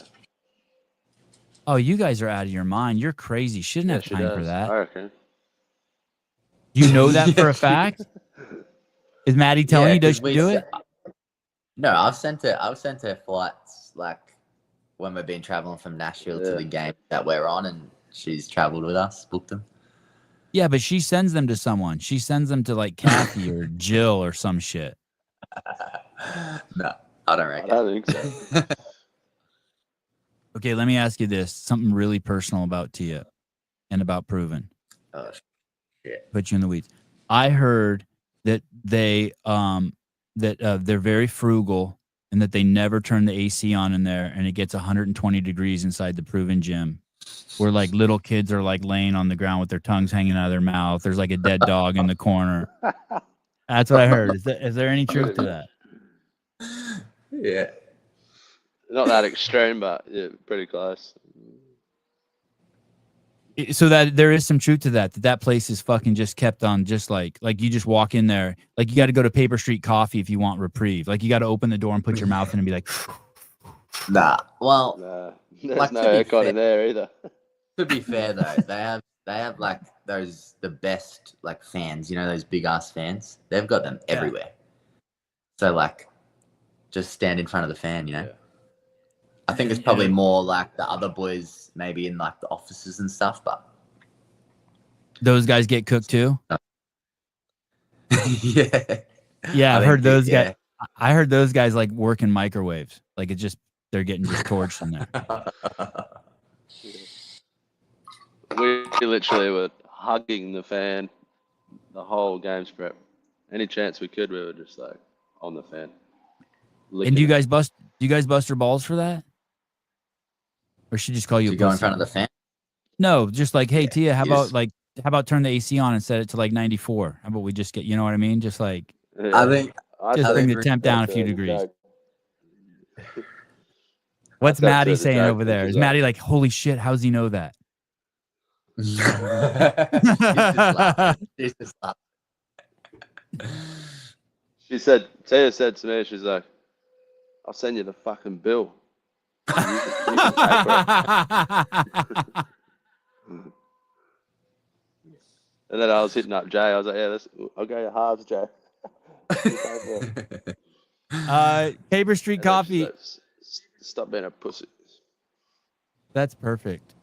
Chill the fuck out. We're getting new AC units at the shop next week. Oh, so it's hot in there too? It's hot in Paper Street Coffee too? Sure. I think they got like they already have like a split system and a fan. It's not too bad. I'd say it's pretty good. Damn. How about when you guys drink coffee? Do you guys just start sweating? Like I'll drink a cup of coffee. I drank a cup this morning, and then I drink another cup during the show. And when I drink coffee, I just start sweating. Are you guys like that? It depends. Like Jay I might enjoy be. I I enjoy a don't hot drink coffee no matter what, but Yeah, I don't mind it either, but they make fun of me in the chat. They're like, "Damn, dude, you're sweating like a fucking, you know." But it's like, yeah, I drank coffee. I just figured all men who like have testosterone sweat when they drink coffee. yeah. Well, all men should drink coffee, eh, Rick? Do you Yeah. sweat, Ricky? You take your pre-workout and you Yeah. just start sweating? Real men don't drink coffee. Oh, you don't drink coffee? Nah. Wow, Bit of I'm a gonna red quit. flag. I'm gonna quit. That's why I'm 5 kilos heavier than Jay. You think he just drinks a coffee and shits out 10 kilos? It shits it all out, yeah, every day. I'm just absorbing all my nutrients. He's just pooing it all Bro, out. there's no way. There's no way. You shit way more than me. Any event. So this morning when I got on the show, I was like, this really sucks for me too, because I'm pretty not pretty. I am like a clock. Like I wake up 5 minutes later, I fucking empty the gut. But this morning I was like, oh shit, I don't know if I got everything. I hate doing a podcast if I didn't get everything.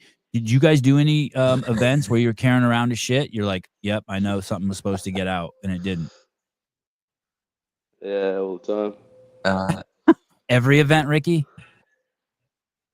Yeah, probably. Probably do a toilet visit before every event. Just destroy it. I would say earlier on, like in my career when I was really nervous, I would be like living on that thing before events. But I think like the last couple of years, because we've been busy and doing a lot of competitions, it's just like felt more comfortable. Like, so you haven't been like the nerves sort of aren't as bad. But you want to take a shit before an event, right? Like, doesn't that feel good? Like you take a shit and you're like, oh God, I just shaved 5 seconds off my time. Like you just feel lighter. Like you can take deeper breaths and shit. There's not a deuce pushing up against your lungs. If it's there, if it's a dog. You feel like a dog, you know, when a dog does a shit and then they just get all excited and start taking off, doing zoomies. Yeah, I totally know that. They give a little shake and then they sprint from it. Yeah, that's a good point. Exactly how it feels. Yeah, it's a celebration. You got rid of like an extra load and some stank. Anyone who stinks the most at the games? Was there anyone that everyone's talking behind their back? They're like, "Criminy, dude, invest in a stick of deodorant." Yeah, Jay stinks. He doesn't use deodorant. Oh, you don't, Jay? You don't use deodorant? No, so bad. You know why I haven't been using deodorant is because he doesn't. He tells me if I use deodorant, I'm gonna get cancer. Yeah. Oh, Ricky got a little bit of that hippie in him. I don't use deodorant either. I mean, I use it at the games because I know other people are going to be around me and they don't want to smell fucking stank Armenian. But in my real life, I never put on deodorant. I think it's retarded. Yeah, no deodorant. Yeah. You get cancer. If you stink, then you're not eating properly. You're eating bad food. And I don't even think people really know what stank is. You know what I mean? Like if someone has garlic breath, that's not stank to me. Or like Indian dudes who smell like curry, that's not stank. Have you ever smelled anyone who really has bad breath? It's like something died in their mouth. Do you know what I mean? It's like their breath smells like actual shit, like a corpse, and you're like, what the fuck? Get some dental floss, dude. You got like 2 weeks. You got a ribeye stuck in your molar or some shit. Yeah. Do you know what I mean? You know the difference, is, right? It's like, hey, you have exactly. coffee breath or something is not stank. It's like, stank is like, oh shit. Like, you know that smell? Like this one guy I know, his breath smells like steel. It's like metal. It's like disgusting. It smells like chemicals. Like someone's fucking like sprayed pesticide in his mouth. Is that like you got to go to the dentist at that point? Like you needed like 7 fillings or some shit? I mean, every once in a while, I'll floss something out of the back, and it'll be like, you know what I mean, like the leg of a cow or something, and I'll smell it as I pull it out of my mouth, and I'm like, holy fuck. Fucking drop it in the garbage disposal. I hear it scream as I turn it on. You know what I mean? Just like a huge piece of meat stuck in the back. What about when you're when you're young and you're at a nightclub and you're trying to pick up a chick, and then you go in for the kiss and that fucking breath stinks. You ever had that? No, but a couple times I've had it the other way around. I got home from the nightclub and I went for a fucking trip down to the Slippery Squid, and I was like, wow. Wow. It's the same thing with it's the same thing down there. Like, you know, there's different stenches. You got a little BO, no problem. But if it fucking smells like, you know, like, hey dude, there's a fucking chemical imbalance. You're like, like, you know what I mean? Like, you're just what like, do you do then? You just act cool. You act cool. You act cool. What I mean? Yeah, cool. Yeah, cool. You don't. You're not like, fuck, bitch, you stink. You don't do that. You act cool. You don't act cool and abort. You just no, you abort, but chill. You know what I mean? You're not. It's not like, you know, like if someone when you're a little kid and someone serves you dinner and you just shove it away. You're like, I'm not eating that spinach. You don't do that. You're not down there and you just shove her off the bed. You know what I mean? Yeah, you just act cool. Yeah, cool. Come back up to the titties or something. Yeah. Like, you just be cool. I mean, right? Yeah. Yeah, I get you be cool. Yeah, toxic. Yeah. Keep going. No, don't cheer me on. What the fuck are we talking about again? Girls, McCaskey. Don't worry about it. Tomorrow will be boys.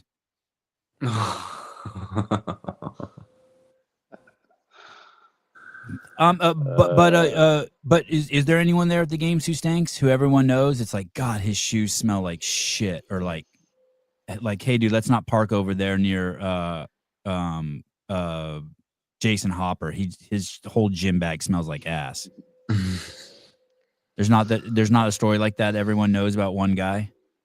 Nah, not really. I know. Any dicks back there? Any people you're just like, Jesus, don't go near that dude. That's a buzzkill. No, not really. Everyone's kind of just doing their own thing. And anyone, you pick on the American guys, like you guys walk by them and will just whisper under your breath like pussies. Yeah, there's always a little bit of that over the weekend. How about James Sprague? Did you guys have much interaction with him? I heard he's like Santa Claus back there, jolly as shit and chopping it up. And yeah, he's high on life. Just he's always loves a chat. Any dudes? It's interesting. Is Colton the only American male at the Proven Camp? Chris Ibarra. Oh, okay. Wow. And how do they fit in? Are they weird? Does it seem weird? Like you have to be like, hey guys, loosen up. They're pretty good. Nah. We kind of just pretty good. I think like even the last few times with Colton. Go ahead, Jay. Say that again. Yeah, no, even just like the last few times we've been training with Colton, like we got like better mates with him, better relationship, and yeah, he's a good dude. I enjoy hanging out with him. He's a little weird, right? He's like an armadillo or something. He's like different than the other animals. You're like, what's this? Who's weirder, Rick? Who's weirder, Ricky or Colton? Who's weirder, Ricky or Colton? maybe Ricky, because I've seen a lot more of him. Colton's a legend. Yeah. He said something on the post show. He goes, you know, maybe I'm delusional, but I just go into every event thinking I'm gonna win. You guys relate to that? No, No. maybe not every event. And do you think that that's a good mindset to be in, or no? Like, because there are 10 events, you have to have some sort of like modulation to that. If you can believe it 100% when you say it, then it's a good mindset. But if you know you're lying to yourself, then it's not good. Yeah, Would you? for sure. Does the proven team have a captain, like a de facto leader? As in the athletes? Yeah. I mean, Not I specifically. feel like we all would look to Tia, but it's not like a any person that's doing that role. But I think it's like anyone. I feel whoever wants to rise up and have a good attitude, and when we're deep in a games camp, if you're not just. I mean, a lot of us were just laying over on the ground in between pieces, but just little things like that. If you can, pick up the rest of the crew, it's going to make it a better time rather than feeling sorry for yourself and just down in the dumps because you got to do like a 6th, 7th piece of the day or whatever. You know what I mean? But I feel like if someone naturally can just step up and have a good attitude, it rises, it brings everyone else up. Tell me about Kerstetter. She got on the podium this year. Training with her, do you see glimmers of future CrossFit Games champion? Yeah, I mean, for sure. Like she's just such a savage. Like I feel like, especially online semifinals when we're out there, like that the biggest one that I always think of this one. It's the the GHD, the overhead lunge, and the was that all it was? GHD and overhead lunge? Yeah, that workout. I watched her do it the night before that I was going to do it, and I had a whole different thought on what it was going to be. Like I thought it was going to be a lot like slower or whatever, and I saw her do it, and she just attacked it from the start, and I was like, wow, that's how it has to be done. Like she was going so fast, and I was just like, she's just such a savage. Like always just keen to rip workouts. Never seems like she's ever like down, like or whatever. Just never feels sorry for herself. Just always working hard and good attitude. And that helped me so much for that workout in like what I keep thinking back to. But yeah, to answer your question, yeah, I do. I don't think it's definitely possible for sure. I mean, she's so young. What's your take on her, Ricky? Is it all there? Yeah, same as Jay. She's young. She's got so much potential. She's got the right mindset. She's in the right environment. Good coach, good training crew. So the pieces are there for her to put the puzzle together. You come to the games, you take a second place, you get the suspension, you come back, you hurt your shoulder in a bad biking accident, you come back. That was crazy, the shoulder thing. After the shoulder thing, is any part of you like, fuck it, dude, I'm done? Like this is crazy. Nah, I didn't No? at all. No, it's just like focus on the healing journey and getting back to where I left off, and then just focus my eyes on qualifying for Rogue. That was just kind of one step at a time. Really, you never got down. You're never like, okay, this is too much. I can't. Like, I need to tap. Nah. I mean, I was frustrated and like, what the fuck? Like, you're an idiot. Like, why does this happen? Blah, blah, blah. Like, obviously sad, but never thought of throwing in the towel. And is the shoulder 100%? Yeah, it's good. It doesn't bother me at all since, for 2 years now. It's been great. And it's as strong as ever? Yeah, that's good. Could do with some more mobility, but it's strong and there's no pain. Any time during the games weekend where you guys wanted to quit, where you're like, not that it was realistic to quit, but that you were like, okay, I'm done. Like I can just go to my car and drive back to the hotel. I'm done. I don't want to go on. I mean, last year I felt like that a little towards the end, but this year I was loving it. Yeah, just wanted to keep going until my back hurt, until my back went, and then I was like, oh shit. Now I just need to finish it.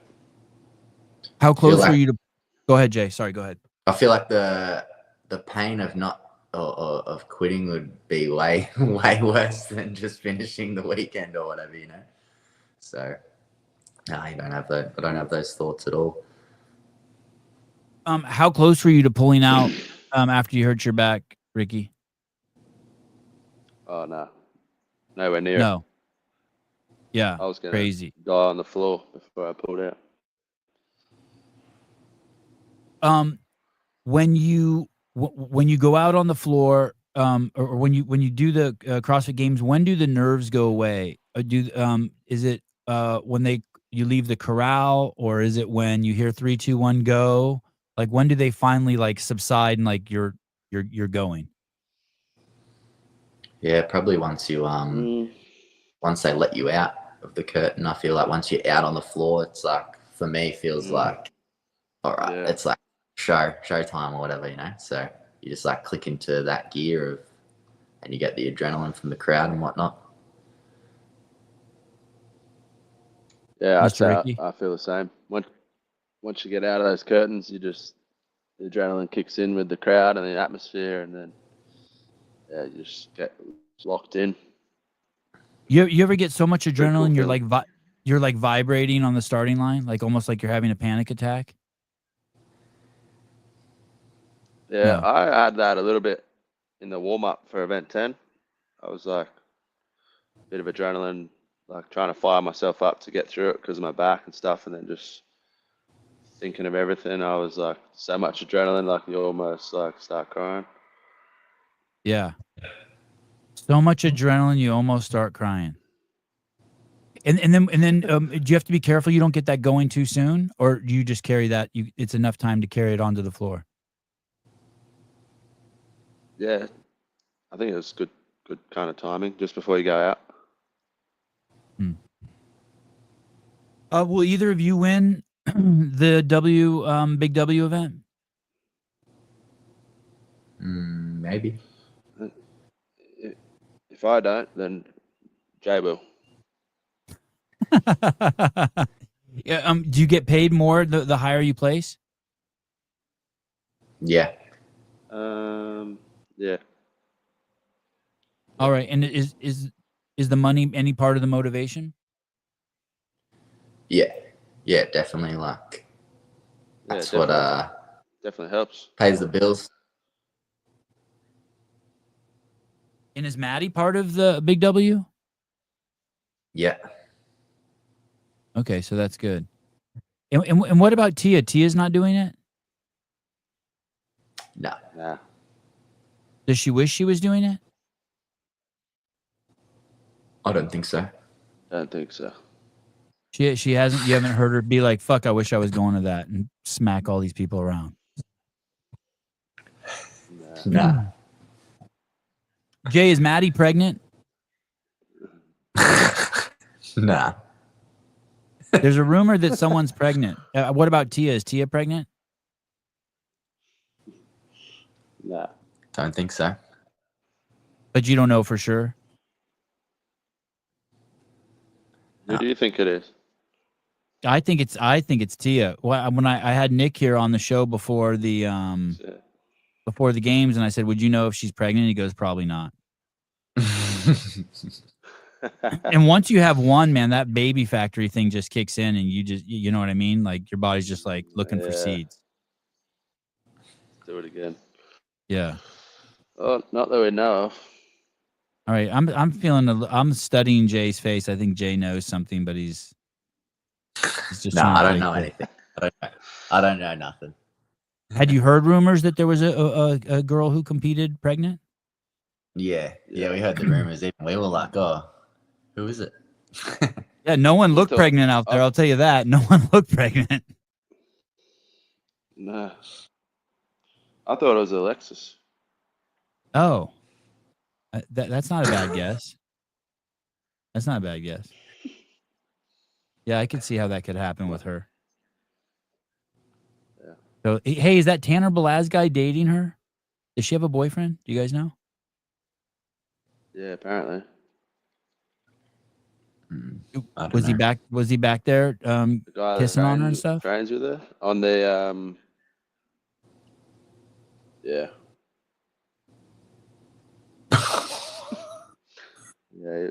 I didn't see it, but apparently it was there.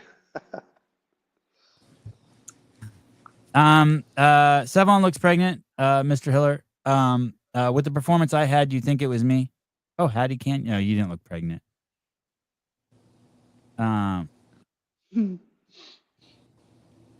Although if I took my shirt off, it would look like I'm preparing to breastfeed. How old are your kids now, Savon? 8, and 10.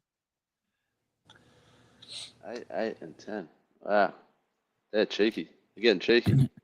Ricky, you're going to like this story. I asked my son the other day, I said, hey, why do you cry sometimes, after like you do a workout or like after a fight or something? Or after you play tennis, like he'll have a little bit of a cry, not like a temper tantrum or explosion, but he'll come off and there'll be like tears. And I could see he starts working on his breathing. And he goes, because I just never see myself losing. Like everything I do, I'm the best at it. And I just can't, it doesn't even make sense. I'm like, holy fuck. Is this your 8-year-old? Yeah, this is the youngest of the twins. And he is a savage. He is Prodigy. Yeah, I don't know if he's a prodigy, but he puts in the hard work and he loves going to fight. He just when he goes to tournaments, I just feel sorry for the other kids. He's a fucking terror. It is so crazy. He has no quit. That's awesome. That's hectic. What a legend.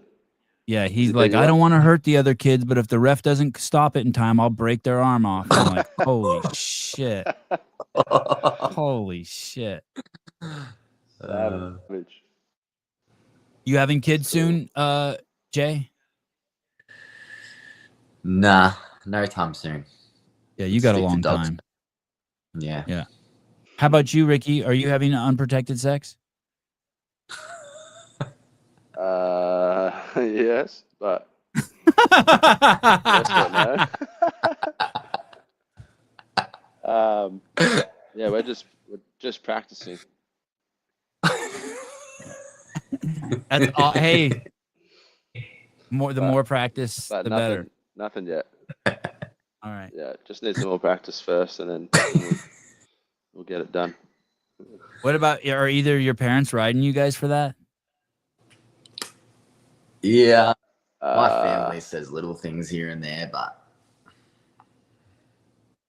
yeah, they always want more grandkids. Was Benny at the games this year, Ricky? No, he didn't make it out. He had too much on with the new baby and the business and stuff. Hey, is he doing masters? Nah, he didn't. He qualified last year and he didn't go, but this year he had too much on. Okay. Because I remember there were 2 games athletes going this year. I know Graham Holmberg is going to the Masters. Maybe Porter. Khan's 35? Yeah. Yeah. Damn, that's crazy how that happens. That's quick. All right. Go ahead, Ricky. I said it goes quick. Yeah. All right. Before you know. Say it again. Rick will be in Masters before we know it. Yeah. If I don't win the games, I'm going to win the Masters games. Hey. Bring it on. No way. I think to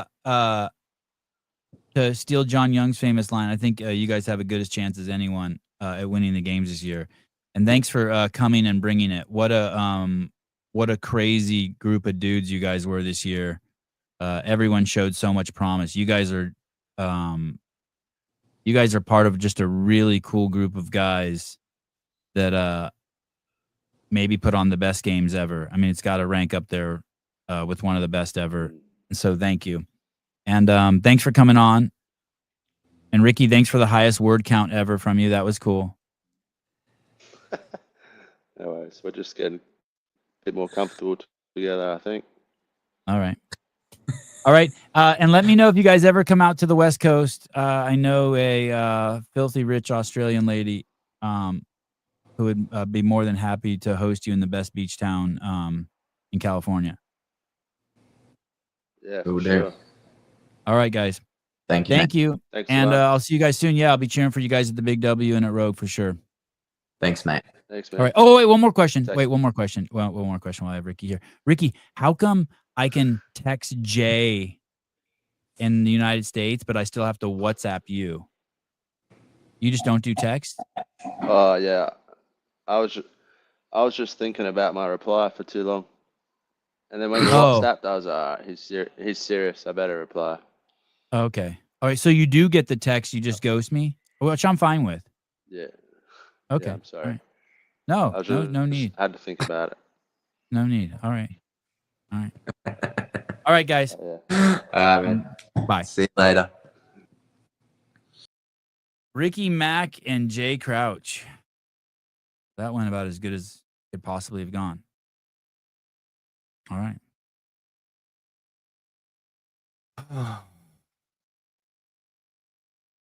don't think I looked Andrew, I don't think I looked pregnant at the games. I looked like I looked emaciated. I went from taking fucking 20 milligrams or grams of creatine and citrulline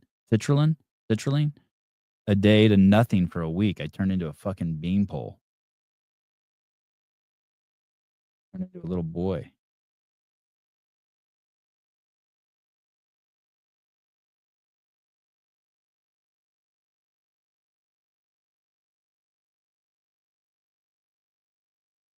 I thought of this monologue I wanted to give today at the beginning of the show. I was all fired up to give it.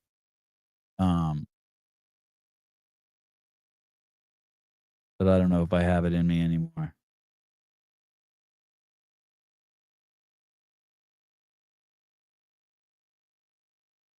Oh, this is cool. Rumors that that the new owner of CrossFit will be putting Sevon as CEO, Andrew Hiller as Chief Marketing Officer, and Taylor Self as head of the HR department. I've been hearing some rumors like that too.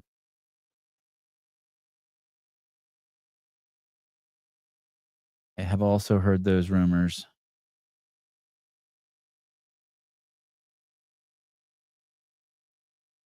There's some sticking points with Andrew's contract.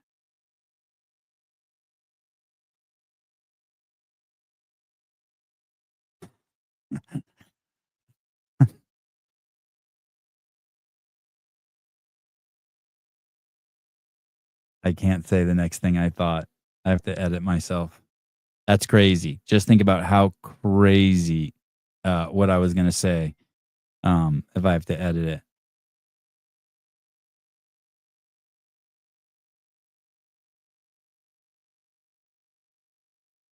Maybe I'll pay a little tribute. Yesterday I was going to pay a little tribute to Pat Lange. And I didn't get to play it. Maybe I'll play it. This is I found this interview. This is James Klug interviewing Pat Lange. 12 Daily Doses. I don't know if you guys have seen this. That's Pat on the left there with the mask on. Here we go. Pat was out protesting. Yeah, it was crazy. It was crazy. This is Pat Lange. Here we go. On the left with the mask. Surgeries, all the studies we have in this. You can't. Yes, No, they're not. Yes, they are. No, they're not. There is no doctor in the law. There's no doctor in the United States who will give you who will do an irreversible surgery under the age of 18. That's just not true. Chloe Cole is across the street. She had her breast cut off at 15. You want to come talk to her? Mastectomy is that's You want to come talk to her? Was it for cancer or was No, it for gender. That's not true. Come talk to her. No. There's nothing you can do when people don't want to know the truth, right? I hope you guys know that in 50 years, when your grandkids are looking at these, they're gonna be ashamed of you. Just like the. Do you want to see a Boston Children's Hospital video that I tweeted out where I they really talk about? don't. All right, so this is a video by Boston Children's Hospital. For top surgery, you are requested, but not required, to have been on gender-affirming hormones for at least a year. Many surgical centers require you to be 18 for top surgeries. We'll see people as young as age 15 if they've been affirmed in their gender for a long period of time. And So what are your thoughts about that? That's fine to me. Well, you said it's not happening, so it is though, right? Okay, so we're gonna acknowledge that. Yeah, I was incorrect about that for sure. What else do you think you might be incorrect about? Well, I'm sure plenty of things. You were very confident about that 2 minutes ago. Yeah, and like any reasonable person, I can say So when I now was do you wrong. believe that they cut off the breast of a 12-year-old at Kaiser Permanente? Or do I need to show you that video too? Were they affirming to their chosen gender for a long time, the way they said they have to be in that video? Well, they don't have to be. They request it. That's it, as long as they have been. No, in fact, you can get these letters of approval for surgery over the phone. There was a Pride Festival in Madison, Wisconsin a few weeks ago. Someone set up a tent with a sandwich board saying trans or non-binary, free letters of recommendation for surgery. You can just walk up to the tent, get your letter for surgery that you need. Do you think that's the level of safeguarding we need for a lot of these kids who are struggling with other mental health comorbidities? If they want to transition, then yeah. Okay, so a second ago it wasn't happening. Now you acknowledge that it is happening and it's totally fine if there's no safeguards. They're not doing. There you go. Pat Lange, our very own, on James Klug's Instagram. Kind of funny to see him famous like that, but so be it. That's Patty. Yep. There you go. Definitely Pat. Yep. I don't think he's here to enjoy that one. It's too bad. Maybe someone will send him a link. I have been telling you guys we're going to do a CrossFit Games update show for like a week. No one wants to come on with me. I have no friends anymore, but I think I was able to strong arm Bryson and John this evening. So maybe it'll just be the three of us. And I'm not sure if we're going to do women or men, but we're just going to go through every workout. I'm going to play the videos. Let's see what happens. Play the videos, talk shit.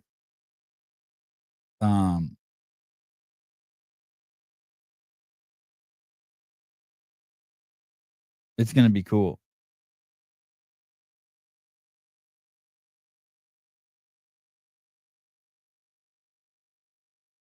I also want to start a nutrition show. Oh, my wife found my AirPods. That's awesome. I wonder where they were.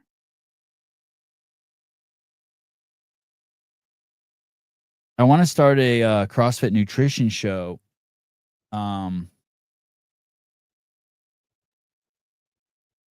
It would be cool if CrossFit did it, but if they don't do it, I want to do it. I want it to be like Love Lines. I want to get that Jocelyn chick on.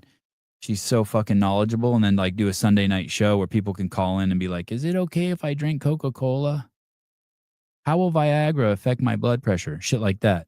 And then she gives the straight answer, and I just shame people. Oh, but Sevi, you didn't stand up on your box jumps. I'll tell you something funny about that.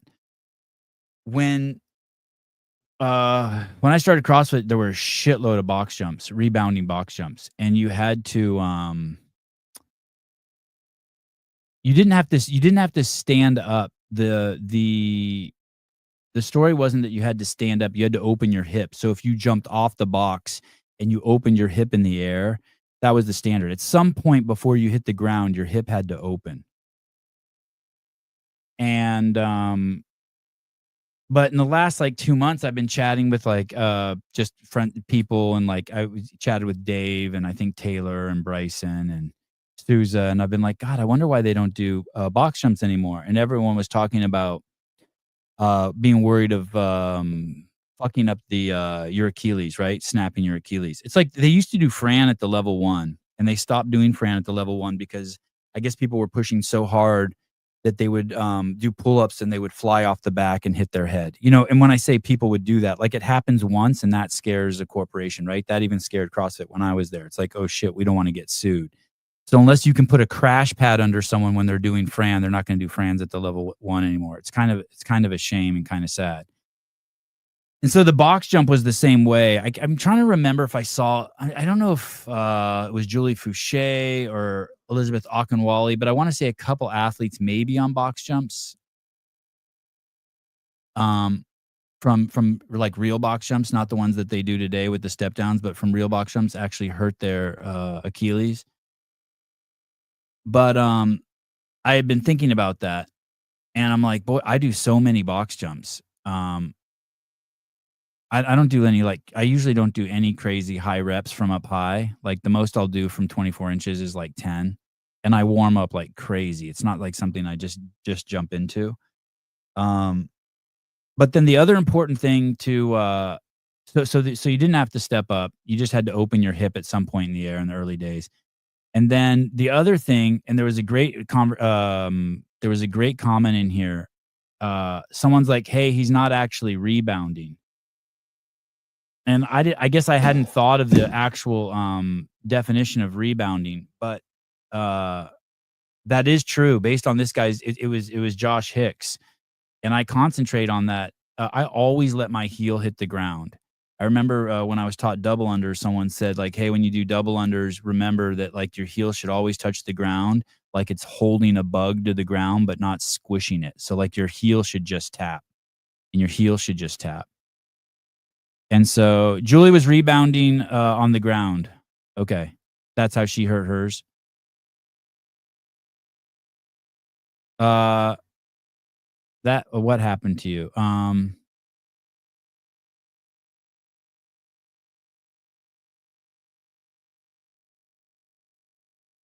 So anyway, and then so basically the last like 3 mats here, I'm scared to jump because I'll feel my hair touching the ceiling. So I just stop jumping. I stop opening my hip. But in actuality, maybe that isn't even by definition rebounding because I do let my heel touch. But I start at 1.5 inches. You see each of those mats. I do 10 with just the 1.5 inch mat, and then I just add a mat every time I go up, and I just do 10. So it ends up being 160 box jumps from 1.5 inches all the way up to 24 inches, and I feel like nothing. Like all I feel is my heart. Like I don't feel anything in my knees or knees too jacked to. Yeah, I don't feel anything in my knees or I don't feel nothing. It's just normal. Oh, Alethea Boone was the other person to blow hers out at the games. Oh, was that from rebounding box jumps?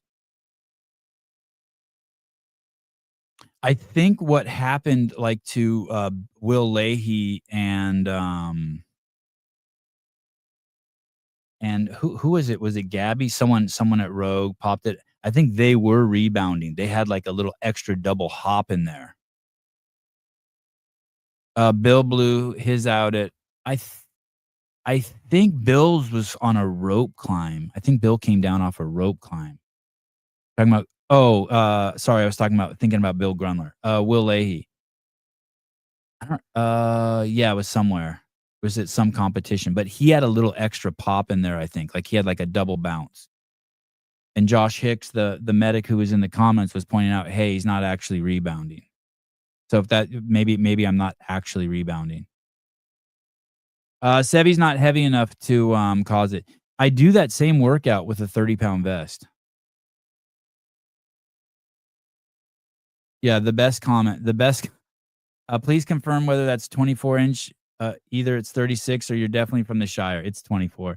There is a really funny comment in here from Will Plummer. It says fittest on Middle Earth.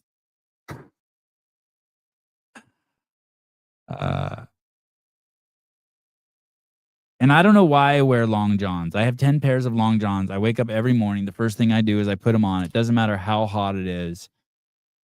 Like at the games, I didn't wear long johns under my clothes, but if you see me, I have long johns on. I don't know why I do it. I started it. I don't know when I started it. And then I just, like the second I get home, I always just take off my pants and I always just am in long johns. I don't know why. Maybe it's to stay warm because I'm old and I want the joints to stay warm, but they're just, they're all the same brand. They're really thin. Like they're not, if I was going skiing, these aren't the long johns I would take. I got some like smart wool ones. Oh, it's because I'm gay. I do it because I'm gay to signal other gays. I died laughing reading Will's comment. I know, me too. That is so good.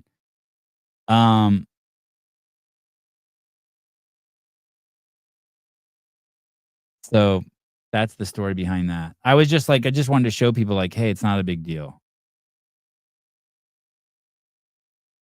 Oh, and then on this note, so I remember I don't remember which game it was, but when I started seeing people do box step overs in the early years, I would trip on that, right? Not box step overs, but you know when people they jump up on the box and then they rotate their body and step down, and then they jump on the box and rotate their body like a pivot. It's just like almost like a wrestling move or a boxing move. They pivot, and they wouldn't. And to this day, it's not required you open your hips on the box. It's just box overs. You know, box overs.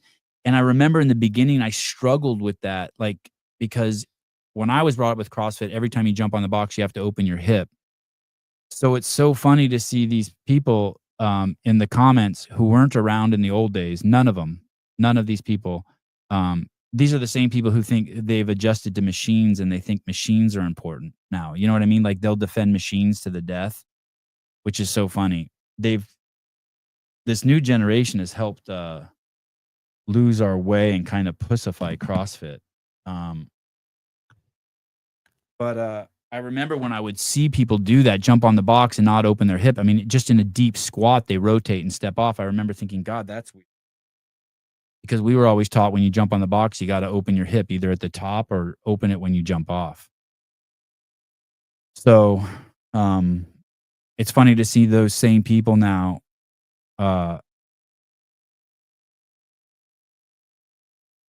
anyway. You get the connection there, maybe. I have a question. Do you just do this so people can agree with you and then you just get paid money? Yes. It's almost like I think a lot of these people have a issue distinguishing the distinction that they're having when well, it's the same people who have distinguished between understanding that CrossFit's a test and not a sport. There's this whole mindset that they have where they're missing a piece, which is fine. They're watering down CrossFit a little bit. Doesn't mean I have to water it down. Hi. Hi. I'm going to show you a video. Okay. Okay, ready? Uh-huh.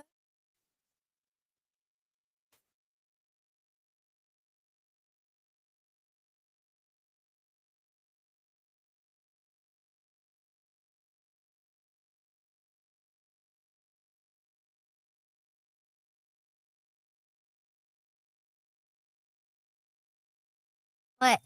What are you thinking? I'm really, really, really mad. Why did you give up? Why did you say why did you give up? Why not? Like you got up there. Why didn't you did you give up? I tried. I really, really tried. You tried. And are you getting emotional? Yeah, a little bit. I love you. You really, really tried? Mm-hmm. Yeah, and I could tell you were trying. And then you felt what did you feel that made you think that it was time to dismount? Well, my arms were about to blow out. Like seriously, pop. So I'm like, I can't do this, and I dropped. Yeah, and when you finished the workout, you told me your forearms you couldn't even feel them. They were so Yeah, I blown couldn't up. do this. Yeah. Okay. So then you come down.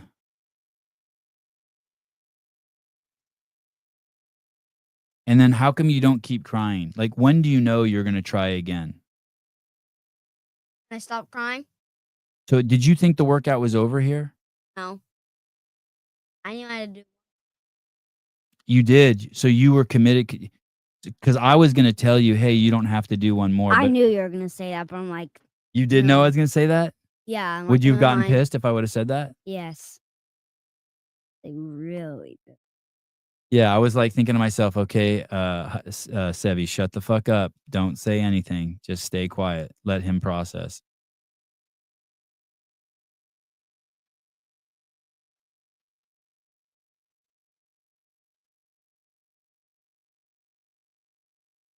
And then so now you go from you put the brakes on crying and you just focus on breathing, or what's going on? I just focus on breathing. Who taught you that? Everybody. Everybody? Adam, McKenna, Nico, you, Mom. And it really sucked after those hill sprints. So I'm like, oh. And I had to do them in a row. Oh, you had to do what in a row? The Rope climbs? yeah, and then pull up. You know, when you first started that workout, I set the timer and I was only going to make you do one every minute. Mm-hmm. And then once you took off, I was like, he's got to just go as hard as he can for 10. I just switched it in my brain. No. Okay. So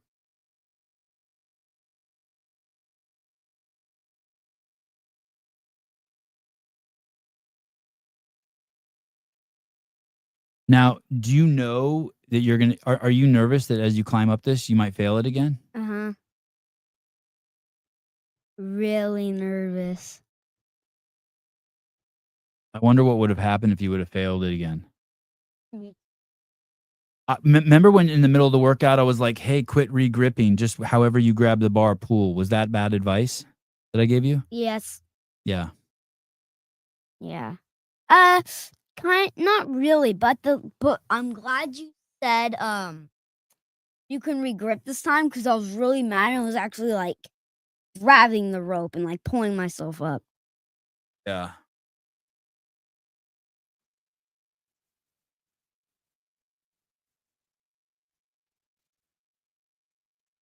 Look at those great breaths you're taking. Those are some big ones.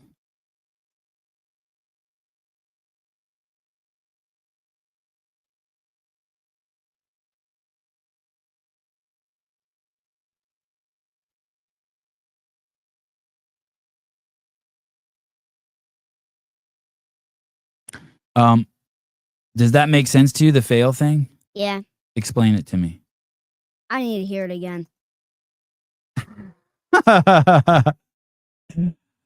Oh, I forgot to share the screen. No one got to see that. Damn. They got to hear it. Who did this? Who did this? They're asking who did the workout. Oh, did someone put Tank in timeout? Yeah, he started talking shit about the boys. Not cool. Yeah, probably not cool. Who did? Yeah. Just one of my friends. Headache. Tell him to come over, put a blindfold on him, tie his hands around his back, and let me get my arm around his neck and bent his windpipe. I don't think you would have to, I don't think we would have to tie him up. Really? No, you'd beat him up. Wasn't Greg promoting the rower and the Airdyne in the earliest journal articles? Yeah, the rower's been around since I got here, but the Airdyne was more. You'd see the Airdyne, the assault bike, the Echo bike used in the early days was more like, hey, class, gather around. Greg Amundsen's going to show you how fast he can do 50 calories. It was more like a place of just testing, just, raw capacity and output with just a crazy minimal skill level, maybe to force as some sort of tool to force some sort of adaptation or some sort of measurement. The machines were more like, VO2 max testing, and it just, they kind of fell under that category, or someone has a bum knee, so you ride the bike. Oh, Heidi. They weren't part of the workouts. We have to go in 7 minutes. Okay. Look at my bruise. And if they added value in any way, whether it was entertainment or testing capacity or anything like that, I would support them. But they're not, and they don't in any way. And so and I know why the people who are into them still like them now. It's because the same reason why people took the vaccine. They're just NPCs. They're just following along, and I get it. That's how I kind of feel that, I'm duped like that around the rower, right? Because it was here when I got here. But in terms of what we're truly trying to test, and they're not fits. They're not fits. Heidi, Go ahead. remember my bruise? Yeah, that's a crazy bruise. How'd you get that? At gymnastics, I was jumping to this pole, Mm-hmm. and my shin just ran right into it. A climbing pole? Uh-huh. How long do you think those ropes are at gymnastics? You think those are 30-foot ropes?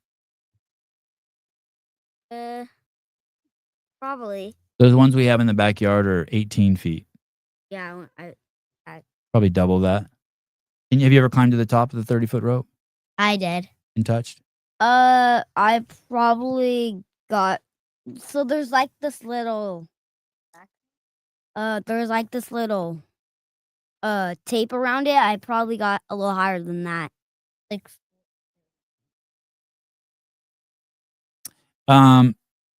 In terms of what we're trying to test, they're not fits.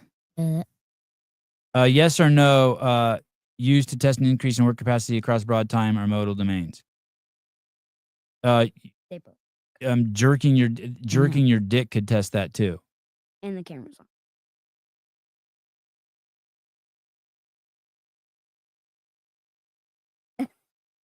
I didn't hear what you said. We are the machines. Did you turn on a micro? He brought up the kids without any reason and then attacked Janelle. Yeah, he's angry, man, and he smokes a lot of weed. Hey. And he can get into some deeply paranoid, myopic state.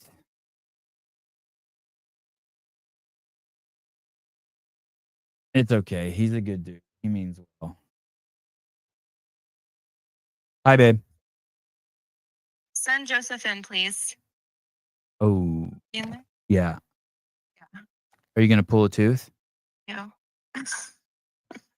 Not unless it's loose. All right, bye. You want to play piano? Doing Armenian and piano. I think just Armenian. Hello? Oh. Hi. Hi. Are we on the air? Yeah. We are. Why do I see Ari crying? That's what he does. He wars. Do you remember what you told me about crying in jiu-jitsu? There was a kid crying on the mat one time. What did you tell me? What? What did you tell me about crying? Pay attention. Pay attention. I'm the interviewer. You're the. If you cried, that means you pushed your hardest. Can't go any further. Yeah. And there's also the other crying. What's that one? Where you just complete gelatin. You're just a breakdown. You're just like. What's the term? Latin sack of shit. Gelatinous sack of shit. Yep.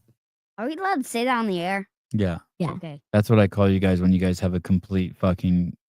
I don't do that meltdown. anymore. No, I'm you too don't. old. Yeah. Ari, you don't. Oh, he does do it, Ari? I'm like, beat him up? Yes. No, I've never seen Avi. What would we call GSS, gelatinous sack of shit? Yes. Yeah. I don't think any of you do that anymore. None of you guys collapsed and Just like peanut butter and jelly. Remember when Joey was throwing the balls and he just went. He didn't even try. He just sat on his butt, started crying. Remember that? When he's throwing the balls. Oh yes, as a 3-year-old, 4-year-old. By the way, tomorrow, August 14th, the Crash Crucible qualifier starts. No, that's not tomorrow. That's today. That starts today. The QR code is right up there, and it does work. Hit the QR code. It will take you to the qualifiers page. $10,000 for first place. I think for boys and girls. 10,000? Yeah, $10,000. Just go. All you have to do is go to North Carolina.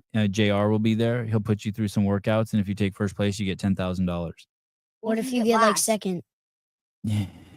There's a pretty girl there. You get to kiss her. I don't think. Legit.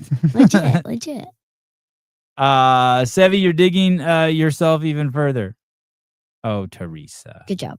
Oh, Teresa. Ari, do you think I ever push you too hard? You can get a little heavy on the weights. Probably last week I thought the hill sprints were too hard, but no. Bring the okay. microphone to you.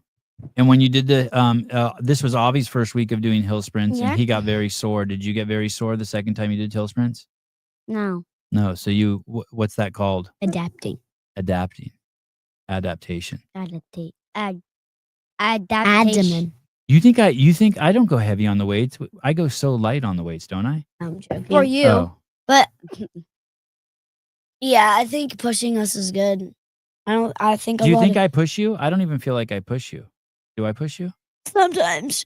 Give me an example. so I Nico know. McKenna push us sometimes. Yeah, I think your coaches should push you. But what about me? Give me one example of where I pushed you.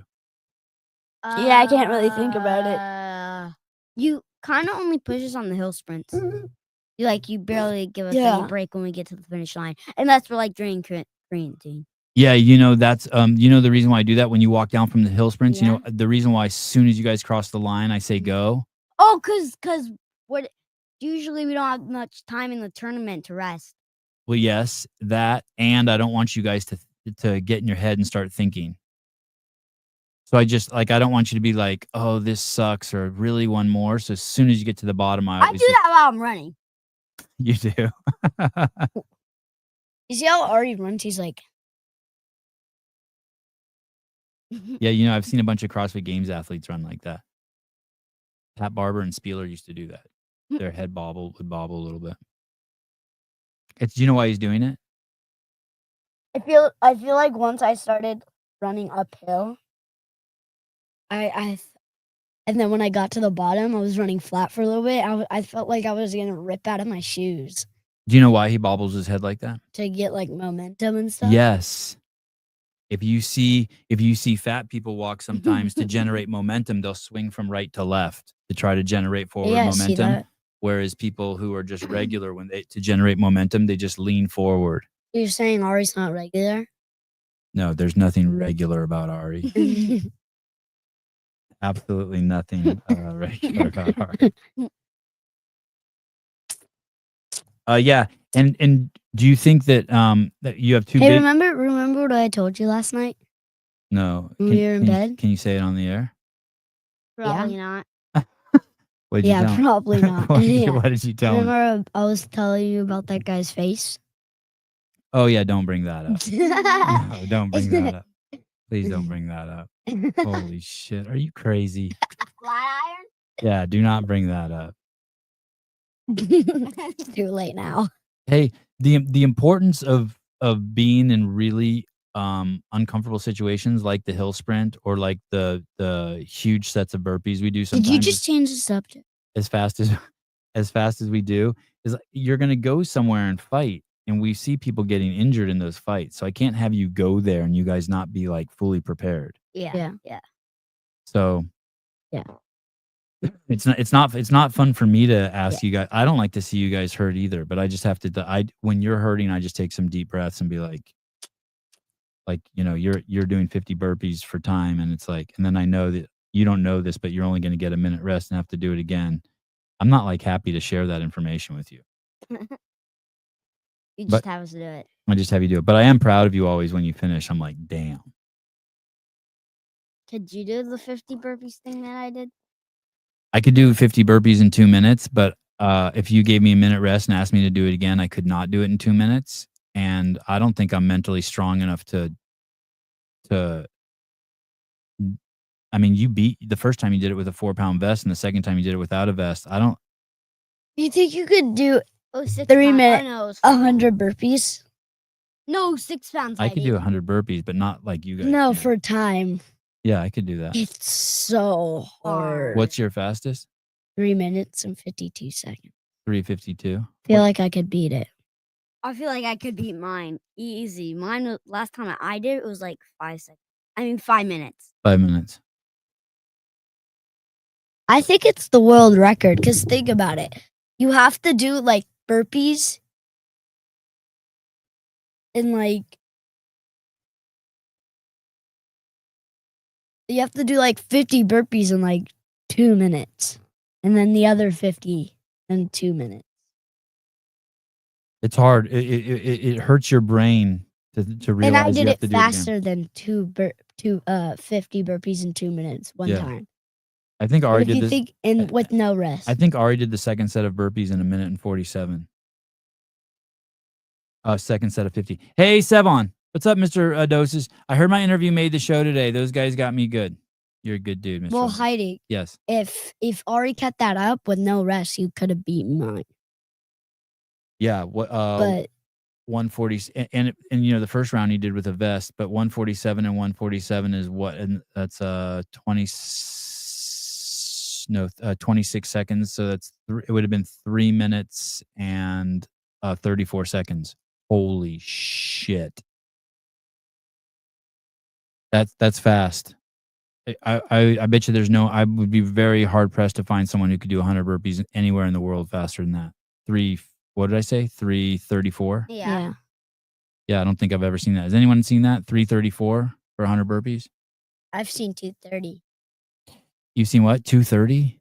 Oh, Ricky Mack, Jay are right. Some of the Americans are pussies. They're going 1-2 for sure on the podium next year. Their mentality of how they put in the work of what they want out of it is sick. Yeah, I'm telling you, man, don't ever sleep on Dallin Pepper.